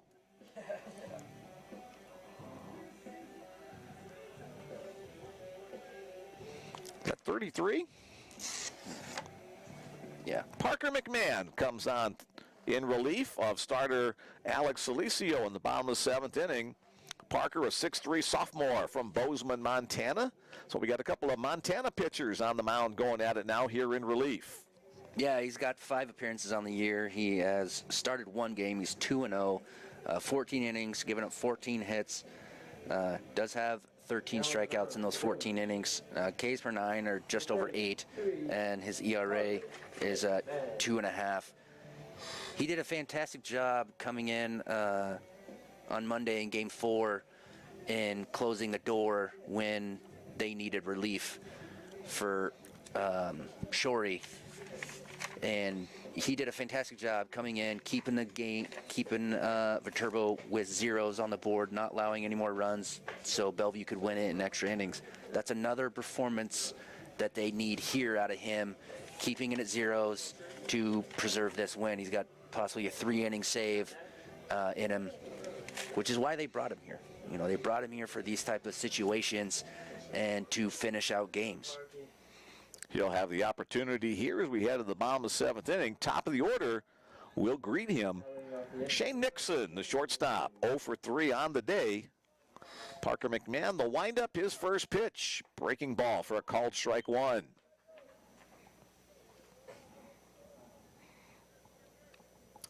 A few clouds starting to drift overhead here this afternoon. Breaking ball this time misses away as Nixon lets that one go. Still a comfortable day for the end part of March. We'll take it for baseball games. Foul back, 1 ball, 2 strikes. Yeah, Parker's not going to overpower you with velo. He's going to outpitch you. He's a pitcher.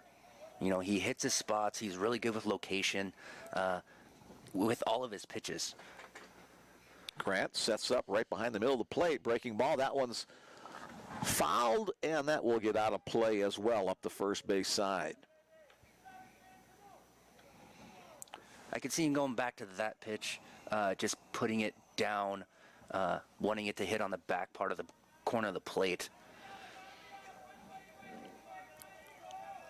Parker waiting for the signal he wants. Now he's got it and delivers. Just a little bit low. That's the pitch I was talking about. That's a good pitch. 1 and 2. You're looking for a swing and miss right here. That was a big pitch. That was a really good pitch. Follows up that 2-2 pitch. Chopped on the ground and through. Past the diving third baseman and diving shortstop. Shane Nixon wins the at-bat with a single to left field, his first hit of the day. Not a bad spot, just Nixon went down and got it. Yeah, it was a 17 hopper that just made it through a hole. So you can't get really upset with that. I won't be surprised if they sacrifice him over to second base right here to get him in scoring position. Two-hole hitter, Jaden Babiuk. On the knees for a called strike one. Babiuk with 2 hits, 2 out of 3 on the day. Adam Thompson on deck, also 2 hits on the day for Valley City.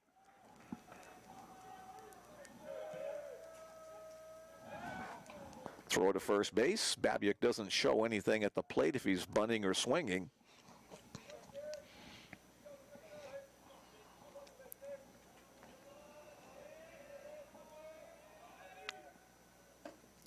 Not showing bunt there either. That pitch outside.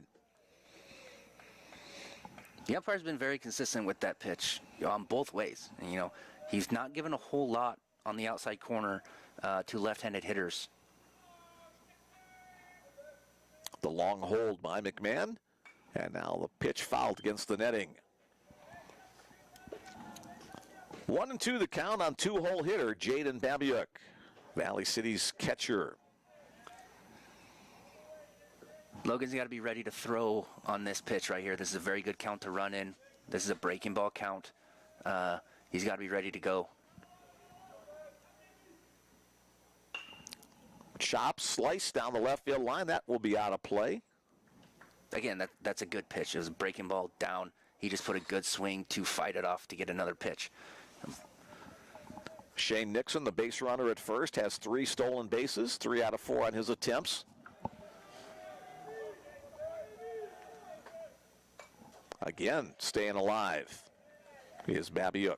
Tried to go fastball up, and he just got just enough of it.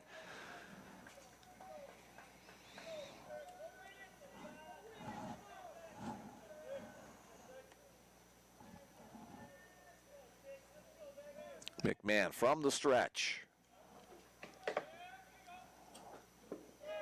A little low on that, evens the count at 2-2. That's a tough pitch to take. But umpire called it down. That's a good pitch.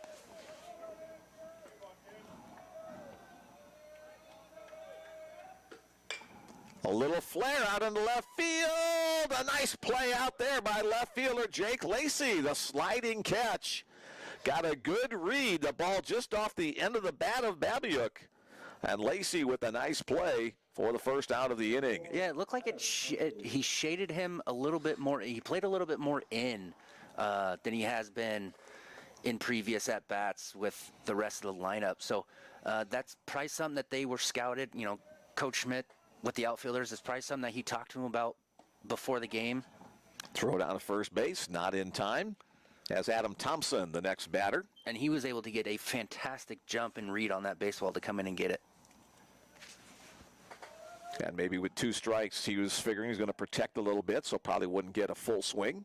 Well, anyway, it looked out to Bellevue's favor. That one's hit deep in the left. Lacy going back. Lacy at the fence. Jumps but cannot reach it. A 2-run home run from Adam Thompson puts Valley City back in the lead by a score of 4-2. Hanging breaking ball. 4-3, excuse me, the score. Hanging breaking ball. Adam Thompson on the swing. Thompson with his first home run of the season. Valley City bench excited about that outcome. Didn't clear the fence by a whole bunch, but it had enough. And now 4-3 our score. The next batter, right fielder Drew Nixon. Breaking ball from McMahon. Called strike 1. So starting pitcher Alex Salicio cannot be the winning pitcher, nor can he be the losing pitcher. Right now, Parker McMahon is on the hook for the Bruins. And that takes Hunter Magnuson off the hook as well. So the 2 pitchers now will be the pitcher of records, at least to this point. There's a nice fastball inner half. Let's see what type of respawn Parker has right here.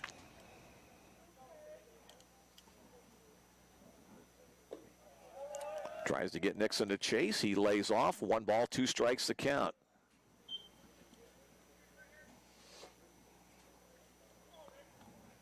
Nixon with a slightly closed stance. Foul back to the net. More and more batters with a slightly open stance. Back in the day, it was more common to see players with the closed stance.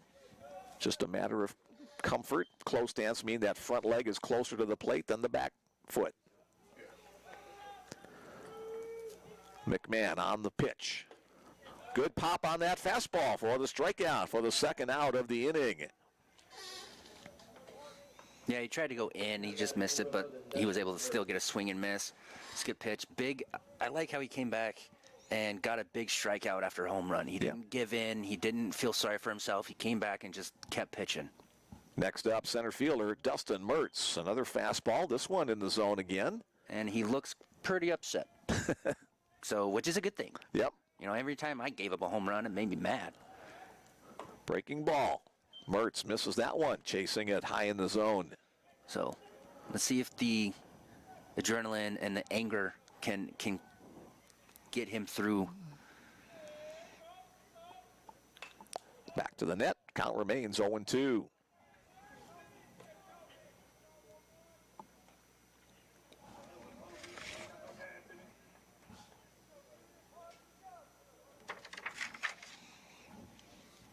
Mertz, the 5-hole hitter in the Vikings lineup. Lays off that breaking ball. Good temptation pitch, but good plate discipline as well. Good location. Just tried to get a nice swing and miss, but give the hitter credit.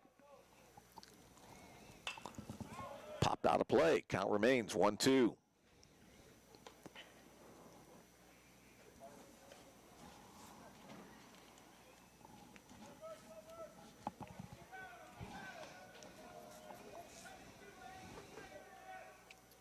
McMahon looks in.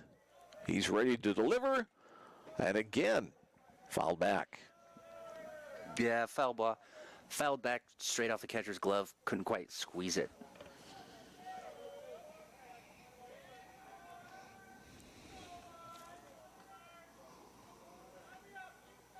Parker and Logan again together on a pitch. That one's popped down the first base side.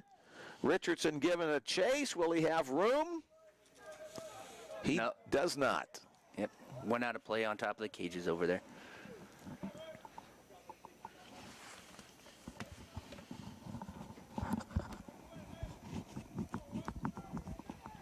We'll do it all over once again.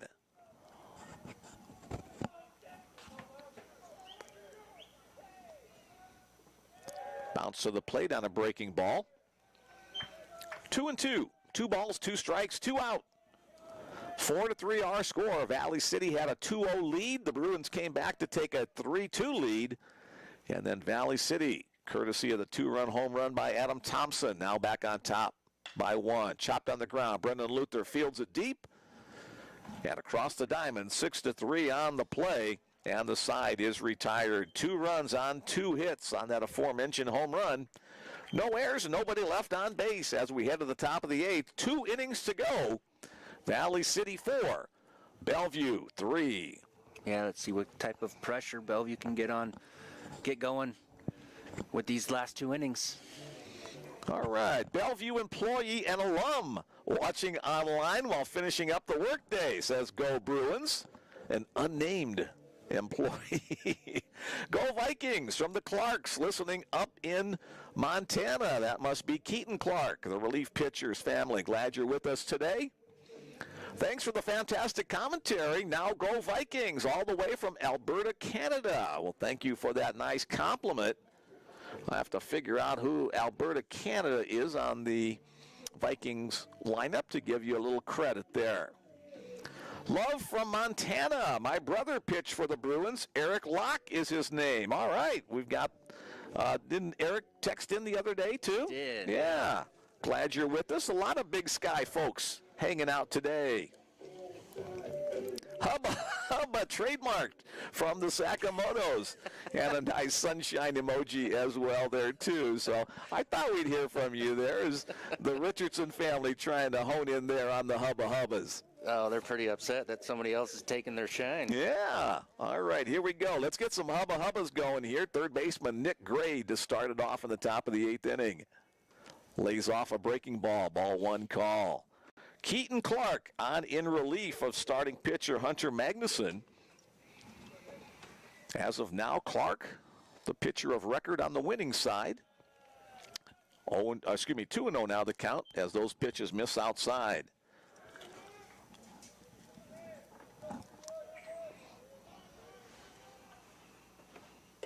On the outside corner for the called strike 1. 2-1 our count. Clark with a little bit of a unique opening to his windup. Facing towards the batter, then closes it up 90 degrees, delivers that pitch up in the zone. Now 2-1. The Bruins trying to get the leading lady on here in the top of the 8th inning. 44 when moved over to right. 20 came in the play in the 3 spot. Breaking ball misses away. And Nick Grade, the reigning North Star Athletic Association Player of the Week, earns the leadoff walk. He'll try down to first base. And that will bring Casey Olney out of the Valley City dugout to talk with his pitcher and infielders, getting them on the same page what they want to do as Houston Fogelstrom awaits patiently at home plate. Looks like we got some defensive changes for Valley City. Christian Ramirez moved over to right from left. Carter Dodd came in to play left field. It looks like they're bringing in Dustin Mertz to pitch. And 14. Dustin Mertz. All right, so we get Mertz is the new pitcher coming in for Keaton Clark. Jet Salinak looks like is going to go in and play center field, number 14. And we'll try to figure out where in the batting order he will go, as Mertz will stay in and now pitch, so he'll stay in the batting order as well. With Mertz coming in the pitch, he has appeared in 5 games. 4 of them he's started 4 of them. He's 1-2. He does have a save on the year, so it looks like he is somewhat of their closer. He has 19 innings, 18 hits, given up 15 runs. 13 of them have earned. He has walked 13 hitters, but he also has struck out 16. His Ks per 9 are 7.3, and his ERA is almost 6. So there is that opportunity for Bellevue to get on the board in this inning. You know, with how many walks he has. You know, he's given up 18 hits and 13 walks, like I said. So he's gonna be hittable, it looks like, and so we'll see what kind of damage Bellevue can do right here. And looks like Houston is up next. So still looking for his first collegiate hit. Dwayne Malek's trying to get him going here in the batting order with some at-bats, trying to add another bat to the lineup. Connor Barnett, who has done a lot of the DH duty here as of late, pulled a hamstring in the last series against Viterbo, so he's not available for a while.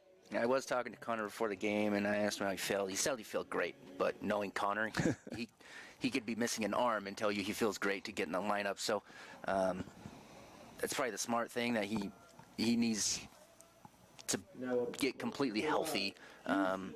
They'd rather have him for postseason than second weekend of conference. Here's Dustin Mertz working from the stretch. Fogelstrom shows bunt, pulls it back to throw down to first. Back in time is Nick Grade. Almost wandered a little bit too far. Here's where Fogelstrom has to be disciplined, bunting only pitches in the zone. Trying to get it down instead of up. Again, the snap throw. Grade back in time. Quickly regains his lead. He's ready to go. Mertz to the plate. Fogelstrom pulls it back and gets away from the catcher on the wild pitch. Nick Grade will advance to second base. Look for the bunt to still be on here. Get him over from second to third. Now let's see if Fogelstrom will try to bunt it to the third base side instead of the first base side. 2-0 the count, but again, still wanting to bunt only strikes. Mertz comes set at the belt. Called strike on the outer half. So if the bunt's not on, Fogelstrom's job, try to hit something to the right side of the field. Advance grade to third with less than 2 outs. 2-1 pitch upcoming. Bunt showed and fouled at the plate. 2-2. It's really hard to hit a breaking ball, or to bunt a breaking ball, excuse me. A lot of people think, it's easier because it's slower, but I think it's harder because, it's moving down. You don't practice bunting breaking balls. You only practice bunting fastballs. So that's a pretty good pitch selection for the pitcher. So, but right now he needs a ground ball to the right side, get him over to third base. 2-2 is the count. Off, though, they'll say on the outside edge, a called strike 3 as Houston Fogelstrom goes down looking for the first out of the inning. Grade still at second base. Drew Staley, the hitting hero for the Bruins so far today. 2 for 2 with a run scored and an RBI, batting in that 9th spot in the order.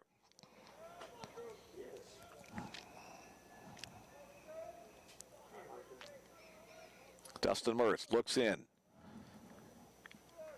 Catcher Jaden Babiuk runs through the series of signs. Here's the pitch. Up and away, ball 1. 4 runs on 10 hits thus far for Valley City. 3 runs on 6 hits thus far for Bellevue. Again, it's another opportunity to score a run with a runner in scoring position for Bellevue. Breaking ball. Right over the top on the delivery in the zone, 1-1. That's a good take, 1-0. Breaking ball outside corner, you're not looking to hit that 1-0. Second baseman Adam Thompson trying to keep the runner Nick Grade close to second base. You see them jockeying in the screen.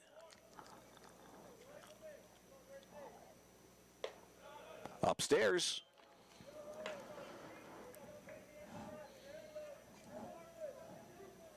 Two and 1 for Staley. Both of his hits today have come right back through the box.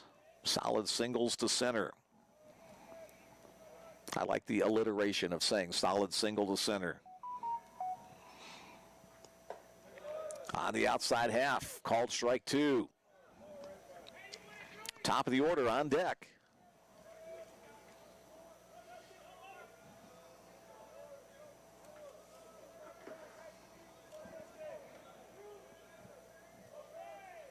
The set, the pitch, foul out of play. Good read on that late movement by Staley. Yeah, to good put job. out the emergency swing. Yeah, good job. Just getting a piece of it, getting to another pitch.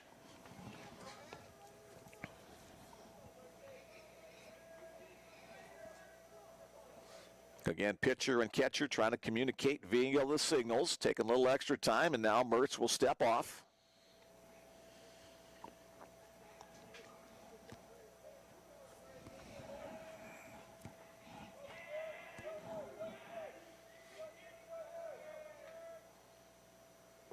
Down low, good block.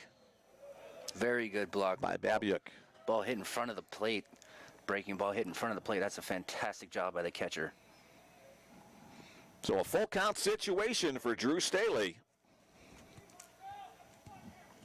Trying to come through with another big RBI today. Great, a medium-sized lead at second base. He'll get a walking lead with the pitch. And that one hits the bat of the bat. Nope, they say it hit his helmet first. And that'll bring Olney out of the dugout saying it hit the bat. From our vantage position, it was kind of tough to see. And now the two umpires are going to confer. There's a little bit of a different sound between hitting the metal of the back and the plastic of the helmet, but now the two umpires are going to talk about it here to make sure that they're on the same page with the call. To me, it hit the bat. That's what I got from up here. You know, obviously they're a lot closer, but to me, it hit the bat and then hit Drew.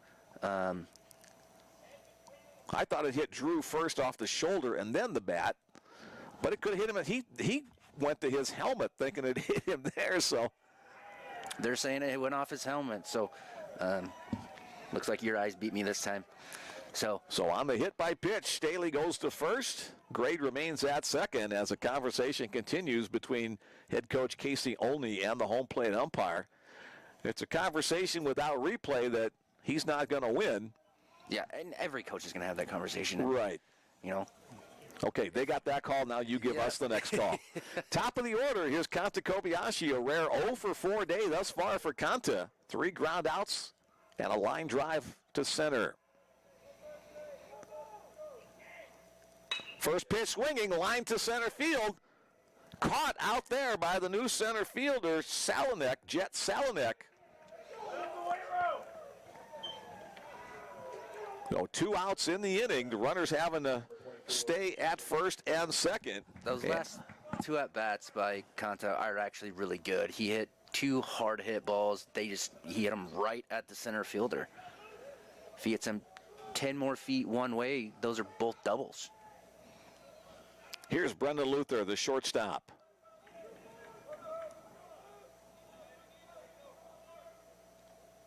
First pitch swinging, chopped to the second baseman. Thompson has it, and across the diamond. And the defense of Valley City comes on to get the job done. No runs on no hits. There were no errors and 2 runners left on base. The Bruins have stranded 11 base runners through the first 8 innings. That's been a key for the game so far. As we head to the bottom of the 8th inning, Valley City 4, Bellevue 3. Dustin Mertz coming on in relief. He would have an opportunity for a save here if he comes back out in the 9th inning. Meanwhile, back for the Bruins, Parker McMahon trying to shut down the Valley City offense for the final 2 innings as the Bruins are on defense. Dwayne Mollick's out to talk to the home plate umpire. Did Bellevue make any defensive changes? I don't see anything. Yeah, it looks like Sroy is now in at first base, number 27. Okay. Mathieu Serrois enters the game at first base. And it looks like CJ is in at second. Okay, CJ Townsend. Townsend. Yep, in at second base. With some defensive changes. Now playing second base, number 7, CJ Townsend.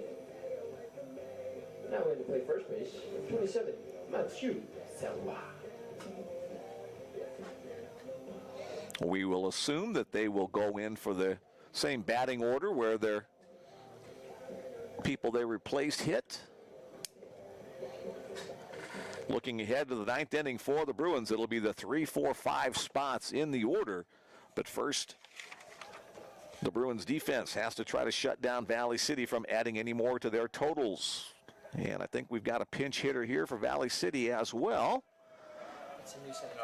It's Jet. Oh, that's where Jet Salonek came in. All right, so we'll get Salonek in this spot in the order. Salonek.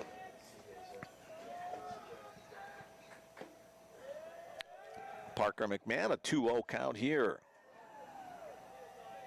So Salonek enters into the game and the DH spot where Jay Gruel started the contest. 3-0 now the count. Obviously, you don't want to walk the leadoff hitter. Trailing by 1 run. Let's see if McMahon can come all the way back. There's a good start.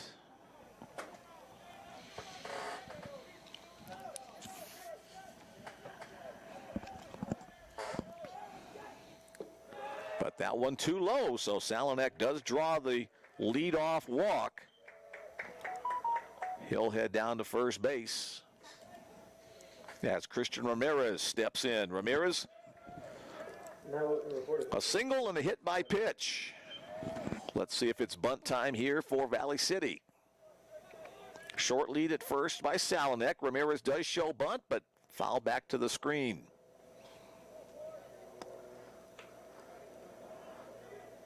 Want to try to keep those hands high on a bunt attempt. Ramirez that time dropped them real low, got underneath the pitch. Grade in close at third. Bunted up the first base side. Nice location on that bunt. Sirois gets back to cover the bag as McMahon comes on to make the play. So a sacrifice for Christian Ramirez, 1-3 on the play. Salonek down to second base. First baseman Ryan Reynolds steps in. So now Valley City with an opportunity to extend their lead with a runner in scoring position.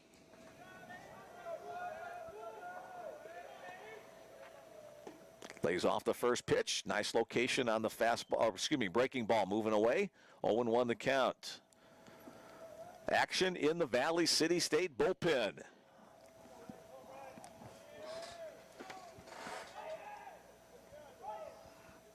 Swing and a miss. Good pop on that McMahon fastball.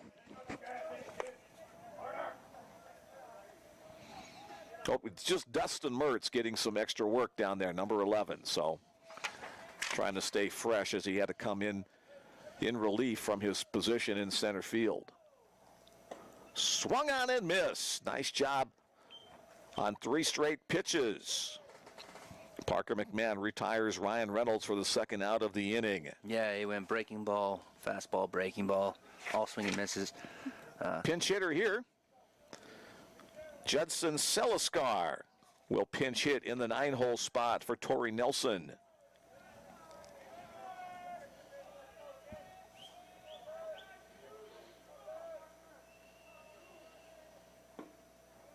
First pitch a little low. Now in the pitch, number 22, Judson Seliskar.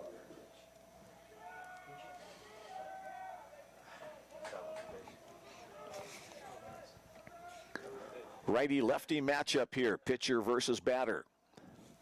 Breaking ball, little nubber off the handle. Sirois goes to field it. The toss over to McMahon at first is in time. And the Bruins get out of the inning after giving up the leadoff walk. No runs on no hits. There are no errors and 1 man left on base as we head to the 9th inning. Bruins trail by 1. Valley City 4, Bellevue 3. Let's see what Bellevue wants. Excuse me. Let's see what they want to do offensively. Do they want to take a strike, or are they willing to get up there and be super aggressive? So I'm curious to see what their plan of attack is with the last 3 outs, and down by 1. Lacy has a hit, Grant has a hit, and Lind has a hit. So the first 3 batters all have 1 knock already in the game as Dustin Mertz back out to the mound in relief. 3rd pitcher of the game for Valley City. Hunter Magnuson started it. Keaton Clark came on for a brief stint. And now Dustin Mertz trying to earn the save if he can hold down the Bruins in the 9th inning. Second game of today's doubleheader will begin about 30 minutes or so following the conclusion of this game number 1. We will have that one for you as well right here on the Bellevue Bruins Sports Network. And then the series continues tomorrow. Game time for first game tomorrow, 5 o'clock p.m. Second game will start about 8.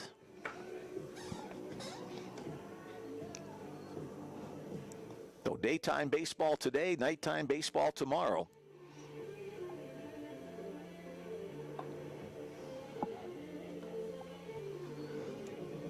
I think this might be the first regular season game we've played here under the lights tomorrow. I know we've done. We've done some non-conference games. Yeah, that could be. We've done postseason under the lights and stuff. We've had some games here that have gone long where the lights have been needed, but I think that might be the first 8 o'clock start for a regular season. Yeah. So we'll see how good the lights are here. All right, here is Jake Lacy leading it off for the Bellevue Bruins, needing 1 to tie, 2 to take the lead. Oh my goodness, that one got away a little bit from Dustin Mertz as he looks at his hand. Just some kind of breaking ball that slipped right out of the side. That happens. Were you here earlier, a couple weeks ago, when the pitcher had slipped completely out of his hand and just rolled down the mound? I don't think I was. Breaking ball, called strike one. I contend that should be a no pitch. The ball has to travel to at least a foul line for It's it to be. supposed to. Yeah, but the umpire called it a ball, so. No, it's got to travel all the way to the foul line. It's got to cross the foul line for it to be considered a pitch. Here's the 1-1. That breaking ball a little further wide, so 2-1 now the count on Jake Lacy. Lacy 1 for 4 thus far. Lays off that, 3-1. So the same thing we said in the last half inning. Got to be cautious of walking the leadoff guy. It didn't hurt the Bruins then. Let's see what happens here in the 9th.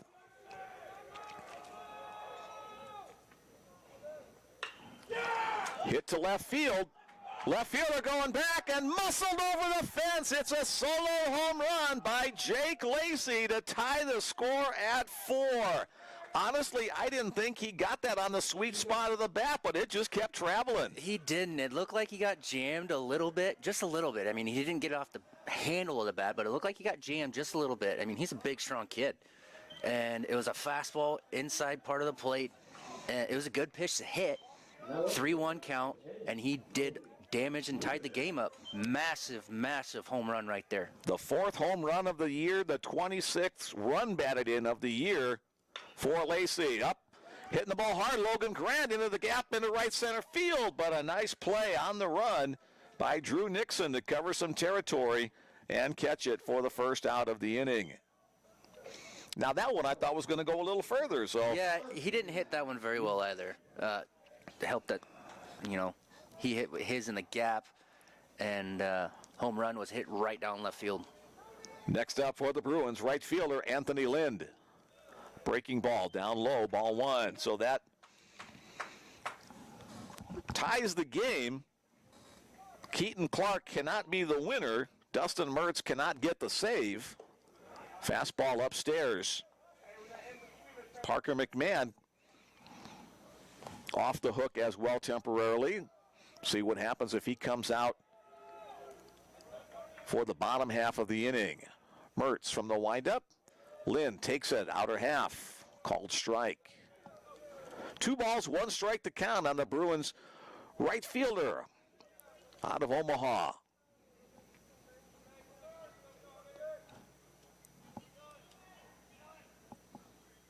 Chopper, get through the hole. Backhanded stop by the shortstop. His throw in time will not be in time, as Anthony Lynn beats out the infield hit for his 2nd hit of the day. Nice backhanded stop going deep into the hole by Shane Nixon, but there was no way he was going to throw out Lynn from that far. Looks like Trad re-entered the hit for Matthew. All right, so Richardson back up here unless Sirwa went in someplace else in the order. We'll see if that happens here. Overhand breaking ball on the hit and run, perfectly executed. Lind avoids the ground ball on his way to third. Nice piece of hitting there by Trad Richardson, hitting behind the runner. And the Bruins an opportunity to take the lead. And that could be why he put him back in, because that's what he wanted to do in that situation. He's a much better hit-run guy than Matthew. Matthew's a power guy. If he needed a home run, to tie it up, I'm sure Matthew would have still been hitting. But, in that situation, it's the right call to put Trad back in there if that's what he wanted to do. Nick Grade steps in. Chance for the Conference Player of the Week to do some damage here for the Bruins. Lays off a breaking ball. Called strike 1. First and third situation here. Dwayne Mollick's running through the signs in the third base coaching box. Again, I wouldn't be surprised if you see a squeeze at some point in this at-bat to take the lead again. The set from Mertz. Fastball, chop foul at the plate. Now you won't see a squeeze, but you could see Trad take off at some point as well to stay out of that double play. Probably not this pitch, with it being an 0-2 count. It's a good fastball waste pitch count. But at some point, don't be surprised if he takes off to stay out of the double play. Grade's been on base twice, both of them by walks, looking for his first hit. Chopper to short. They'll try the 2 up the middle. 6-4-3. So Valley City completes the middle infielder double play to get out of trouble, but not before the Bruins tie it via the solo home run from Jake Lacy. 1 run on 3 hits.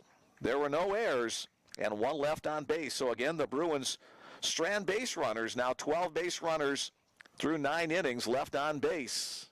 That will not make Dwayne Monlux or any of the Bellevue coaches happy for that matter. No, that was a fastball outside, and he tried to pull it. You know, that's what caused that double play. He tried to pull an outside fastball instead of just going with it. The second baseman is giving you a giant hole over on that right side, especially when there's a runner on first base. He's so worried about covering the bag that he's shading very far up the middle, and he's giving you that entire right side. It doesn't even need to take a hard hit ball to that right side for one, to stay out of the double play, and 2, you're going to score that run easily. So just direct it over that way, yeah. Instead of just pulling it, you know, and rolling over, stay inside the baseball and hit it the other way. Bottom of the 9th inning, chance for Valley City to win it in regulation. Bruins hoping we go into extra innings. Bellevue had an extra inning win in last weekend's series against Viterbo to get off to their 4-0 start. It'll be the top of the order for Valley City.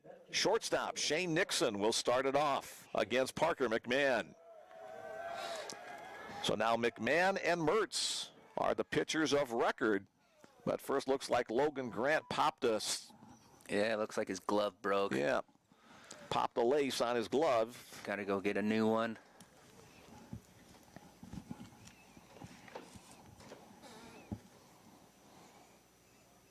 Moving right along, this is the bottom of the 9th inning. We've been playing baseball now for about 2 hours and 15 minutes or so. So a fast-paced game as we get ready for the first pitch of the bottom of the 9th. Here it comes from Parker McMahon. On the knees for a called strike 1. Nice pop and location on the fastball.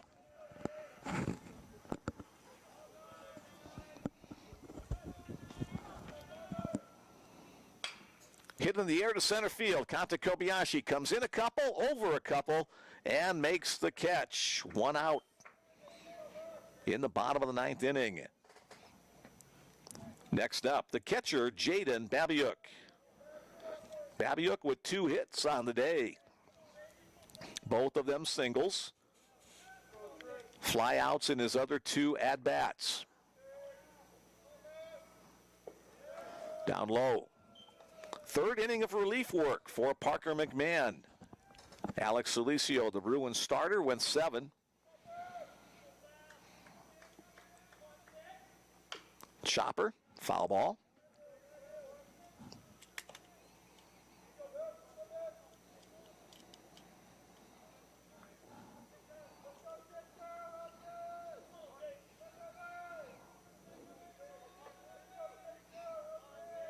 The windup and the pitch. Foul out of play, left field side. Bonks off of one of the lamps on the top of the light pole down that way. 1-2, the count remains on Jaden Babiuk.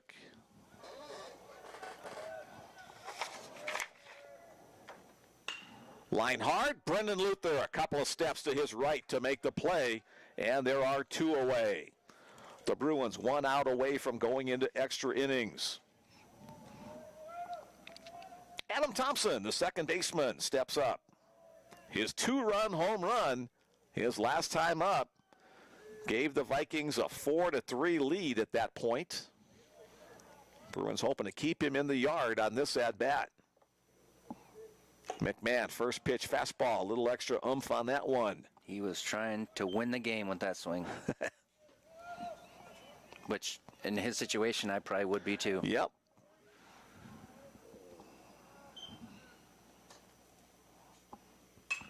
Late on that one. 0-2 the count. A 3-for-4 day for Thompson, including that home run, a pair of singles as well. Parker needs a good executed 0-2 breaking ball right here. Whether he gets a swing and miss or not, it needs to be very well executed. Breaking ball bounced away. A little bit further out than he probably wanted it. Didn't look anywhere close to a strike, so I don't know how well of an executed pitch that was. It was down where he wanted it to be. Swung on and missed. Probably, again, not the location he wanted, but good enough to get the strikeout out of the zone. And a 3-up, 3-down inning in the bottom of the 9th inning means we got free baseball coming your way, as if it weren't already. Top of the 10th inning upcoming. 4-4 our score, the Bellevue Bruins and the Valley City State Vikings. Looking to this inning, the 8-9-1 spots, the first 3 scheduled.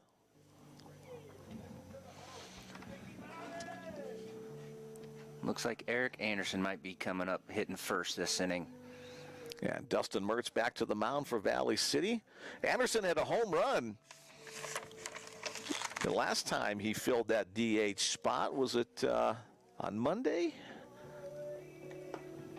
Yeah, on Monday's game, the final game of the series against Viterbo. Anderson had a 2-run home run as part of the Bruins' 10-5 victory over the Vhawks. Hoping some magic strikes once again. Best I can tell, this is the first time we've ever played consecutive extra inning conference games. Oh. Bill tells me that as far as he can tell, which he's pretty infallible most of the time, first time the Bruins have played back-to-back extra inning contests in North Star Athletic Association play. A little bit of trivia to help get you through the afternoon.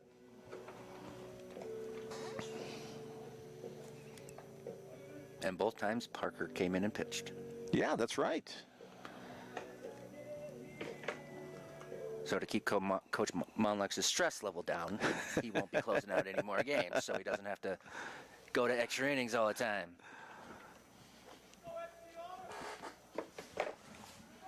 All right, it will be Eric Anderson leading off the top of the 10th inning for the Bruins in this extra inning contest. Bruins trying to remain perfect in conference play. First pitch from Dustin Mertz, a breaking ball for a called strike 1.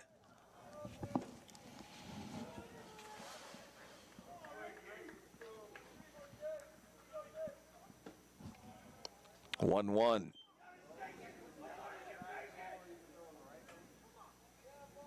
Anderson hitting .241 on the year for the Bruins. Pitch close to the zone, but popping out of the catcher's glove. The umpires are kind of reticent to call that a strike. Now 2-1 the count on Eric. Eric, a Bellevue West High School product. Line hard against the screen. 2-2 situation. Drew Staley on deck for the Bruins, then the top of the order. Working against Dustin Mertz. Breaking ball hit hard to left field. That has some carry. Goodbye, Eric Anderson. Back-to-back games with home runs to give the Bruins a 5-4 lead. Got a pitch he could drive and did so. Yeah,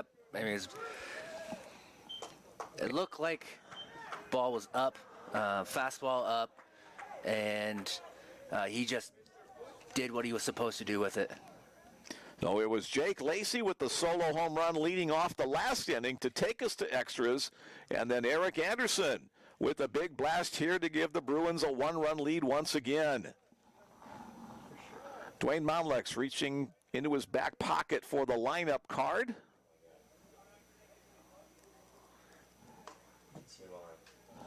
Is he going to pinch hit here for Drew Staley? Re-enters the game. They appealed. Oh, they appeal that Eric Anderson missed home plate on the home run. And I was watching. It was very close. It was very close. His heel hit home plate. Because he was looking up to slap hands with Drew here. I thought the same thing, that he possibly had missed home plate. So wow. That would have been a massive mistake. Luckily he didn't, but that would have been a massive mistake. Here's Drew Staley, 1-0 on the first pitch from Mertz. Now 2-0 as that one was down. I've only ever seen that happen once in my 50-plus years of being around baseball, where somebody didn't touch home plate. They were just too busy having a good time, and they just missed it. Yeah. Anderson, however, did get the plate. There's a fastball for a called strike, 2-1. Bellevue up by 1 once again. Valley City State, the home team, they'll get a chance to bat in the bottom half of the inning. So the Bruins trying to add a little extra insurance. A little one-hopper to second base to Thompson. He fields it across to first base for the first out of the inning. Top of the order, possibly the last chance here for Kobayashi to avoid the 0 for 5 on the day.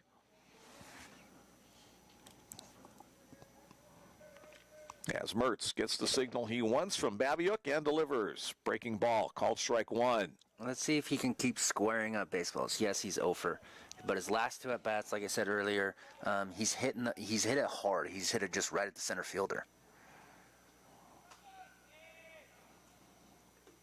Down low, 1-1. Looking out, you can see the batter's eye is almost completed. It's going to take 3 strips of vinyl going across. 2 of the 3 are up. Give a little better view for the pitch coming in. That one's outside, 2-1.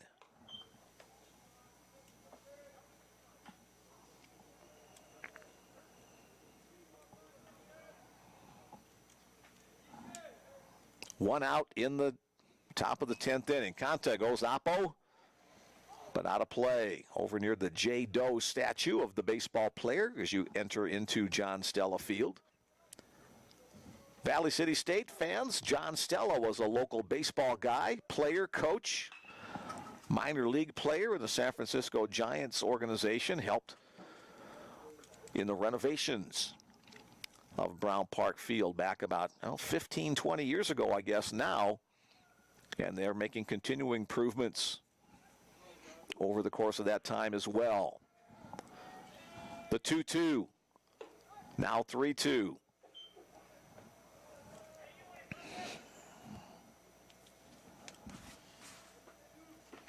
Brendan Luther on deck.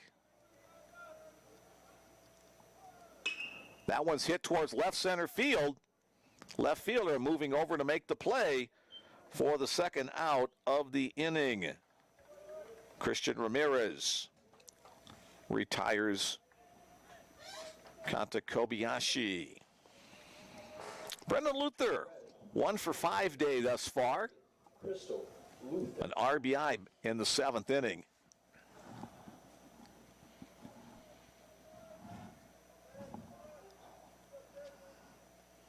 Overhand breaking ball in the zone. Base is empty, 2 outs, so here's an opportunity for Brendan to try to swing out of his shoes. Yeah. 2 home runs on the season. Would love to make it 3. Babiuk setting up on the outer half of the plate. Has to pick that one. 1-1 to count. Little pellet of rubber, I think, came up into the eye of Brendan Luther on that swipe catch.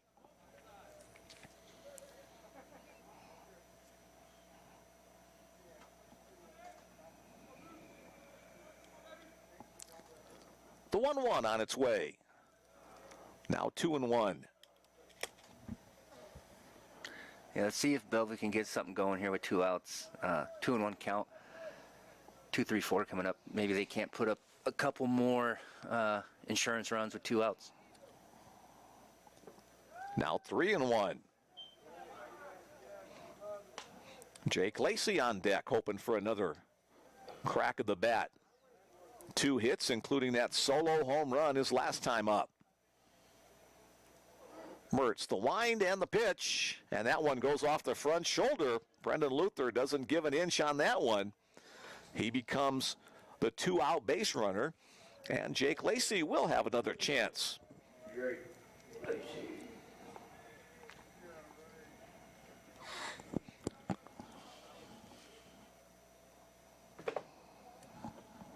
5 runs on 10 hits for Bellevue, 4 runs on 10 hits for Valley City. So the Bruins streak of 10 or more hits. There's another one for the Bruins off the bat of Lacy in the center field. Luther will have to hold at second as Salonek to center field got to that one quickly. And now it will be Logan Grant opportunity. Yeah, he hit that ball extremely hard. It was actually knuckling on its way out through the infield. Bellevue streak of double-digit hits continues now for an 11th game.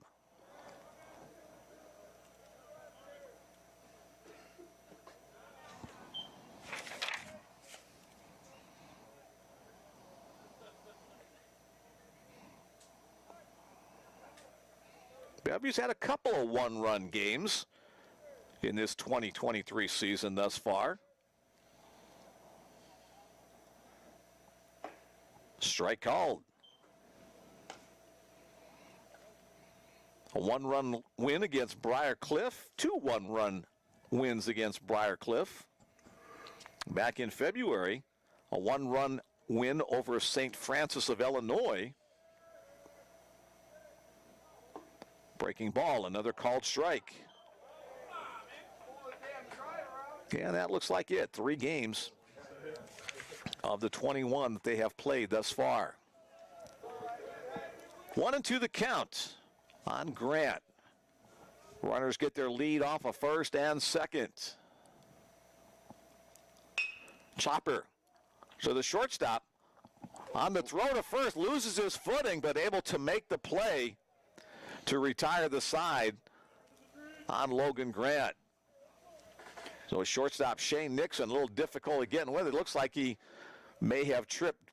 There's a little bit of a separation on the carpet where you see green and brown. Anyway, he does make the play, but the Bruins pick up 1 run on 2 hits. There were no errors. Again, 2 men left on base. So 14 runners left on in 10 innings for the Bruins. But Bellevue on the scoreboard, up by 1, 5-4 over Valley City State. Now let's see how Parker comes out with the lead and closes this thing out. Both relievers, the pitcher of record for their respective teams.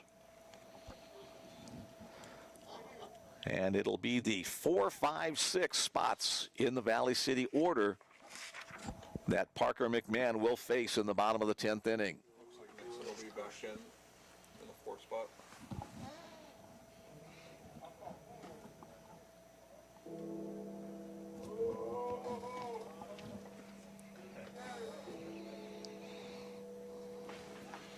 Looks like Drew Nixon will re-enter the game for Valley City in the 4th spot. He'll be the first batter to face McMahon as the Bruins need 3 outs for the win. Yeah, Drew, you know, he's their home run threat. He's got leading the team with 5 home runs right now. So Parker's got to be careful here to not just give in. You know, if he does fall behind, not just give in and give him something to hit. He's still got to be careful. This is a big, big out to start the inning. Nixon 0 for 3, plus a walk. Ball 1 to count on that breaking ball out of the zone. Grant sets up. McMahon down to first. Blocked up nicely by Trad Richardson. Took that one off the chest to keep it from getting through. And a 3 unassisted play to start off the inning. Yeah, the ball was hit pretty hard right at Trad, but obviously he's ex-catcher, moved over to the first base, so he's not worried about getting his body in front of the baseball. Got a piece of the leather and a piece of the chest. And the most important thing, the first out of the inning. Here's Dustin Mertz. Start of the game in center field, came on in relief. He's the pitcher of record on the losing side at this point, so he'd love to do something to change that latter statement. Breaking ball, gets the call. 1-1 the count on Mertz.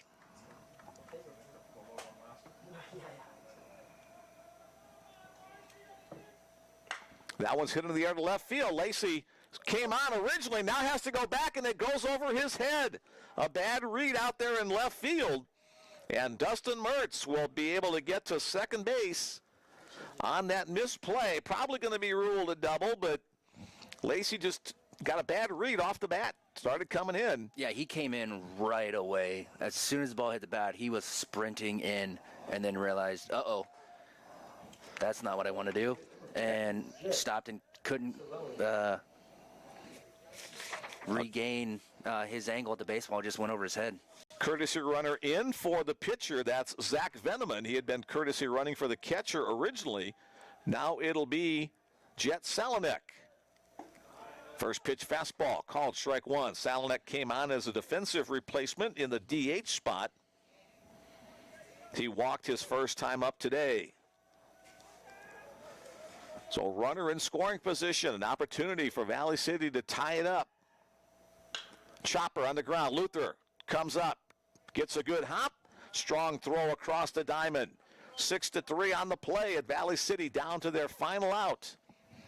The batter will be the right fielder, Christian Ramirez. Yeah, Luther did a really good job at attacking the baseball, not letting the baseball get to him. He did a really good job at charging the baseball, making the runner go back to second base to make sure he doesn't advance to third and make a good strong throw to first. Ramirez, a sacrifice bunt his last time up. 1 for 2 officially. First pitch chops it foul. Good pitch, 0-0. He's looking to do some damage with a base hit, possibly a home run. Good breaking ball down in the zone.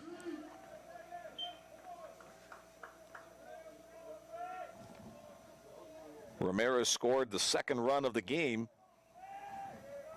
in the second inning. Another good fastball, nicely located, lower half, outer half. Vikings down to their final strike. Parker McMahon trying to close it out for the Bruins. Breaking ball swung on and missed. Parker McMahon gets the strikeout to retire the side. The Bellevue Bruins come away with a 5-4 victory over Valley City State in extra innings, 10 to be exact. With the victory, the Bellevue Bruins are now 18-4 overall, 5-0 in the North Star Athletic Association. They run their winning streak to 11 consecutive games. With the loss, Valley City State drops to 5-16 overall, 1-4 in conference play. Parker McMahon picks up the victory in relief for the Bruins as the celebratory Bruins out on the infield shaking hands. Everybody up off the bench and all the starters as well, part of that procession. Chris, give us your final thoughts on this one. Again, it's going to go back to runners left on base for Bellevue. Was it 13 runners left. 14 runners left on base in this game. Don't get me wrong. Part of that is because, Valley City's pitchers did a fantastic job at keeping them off balance, not giving them anything to hit when they had runners in scoring position, runners on base. But at the same time, Bellevue's at-bats at times this game weren't great with runners on base. They weren't going with pitches on the outside. They were trying to pull fastballs, trying to do too much in certain situations rather than just putting the ball in play and see what happens. So I know Coach Monluck's, that's a stat that he's not a fan of. Leaving that amount of runners on base, it's something that he takes pride in and working in practice. They work. Part of their BP rounds is getting guys in, getting them over, getting them in. That's part of what they work on in practice. And so he takes pride in getting guys in. And I know he's not going to like that number. He probably already knows how many they've left on base without us telling him. So he's probably having that conversation with them right now. Right now, yep. That they'd have to do a better job at getting guys crossing home plate. Other than that, that's probably the biggest thing. Selly had a rough start, but he came out and settled down really well. And then Parker came in. Yeah, he gave up, the 2-run home run to give up the lead, but that was his really only mistake of the 4 innings that he came in relief. So overall, you're not gonna win every game 8-0, 9-0, 10-0. That's just not gonna happen. It's baseball. They're gonna get their best. Everybody wants to beat Bellevue. That's the way it is. We're the biggest win of the season to them. So they have to come ready to play, and if they take any game off, they can get beat. So look for a big bounce back from the offense this second game. We will bring that to you in about a half hour's time. So it's 3:35 right now. So a little bit after 4 o'clock, we'll be back. Both teams with 11 hits, both teams with one error. Bellevue with one more run than Valley City, 5-4 our final score. For Chris Williamson, I'm Mick Krupski. We'll be back in about a half hour. Come on back for more exciting Bellevue University baseball on the Bellevue Bruins Sports Network. Look at you commentate. He's earning his money. Hey, Coach. Do I get a hit in broadcast?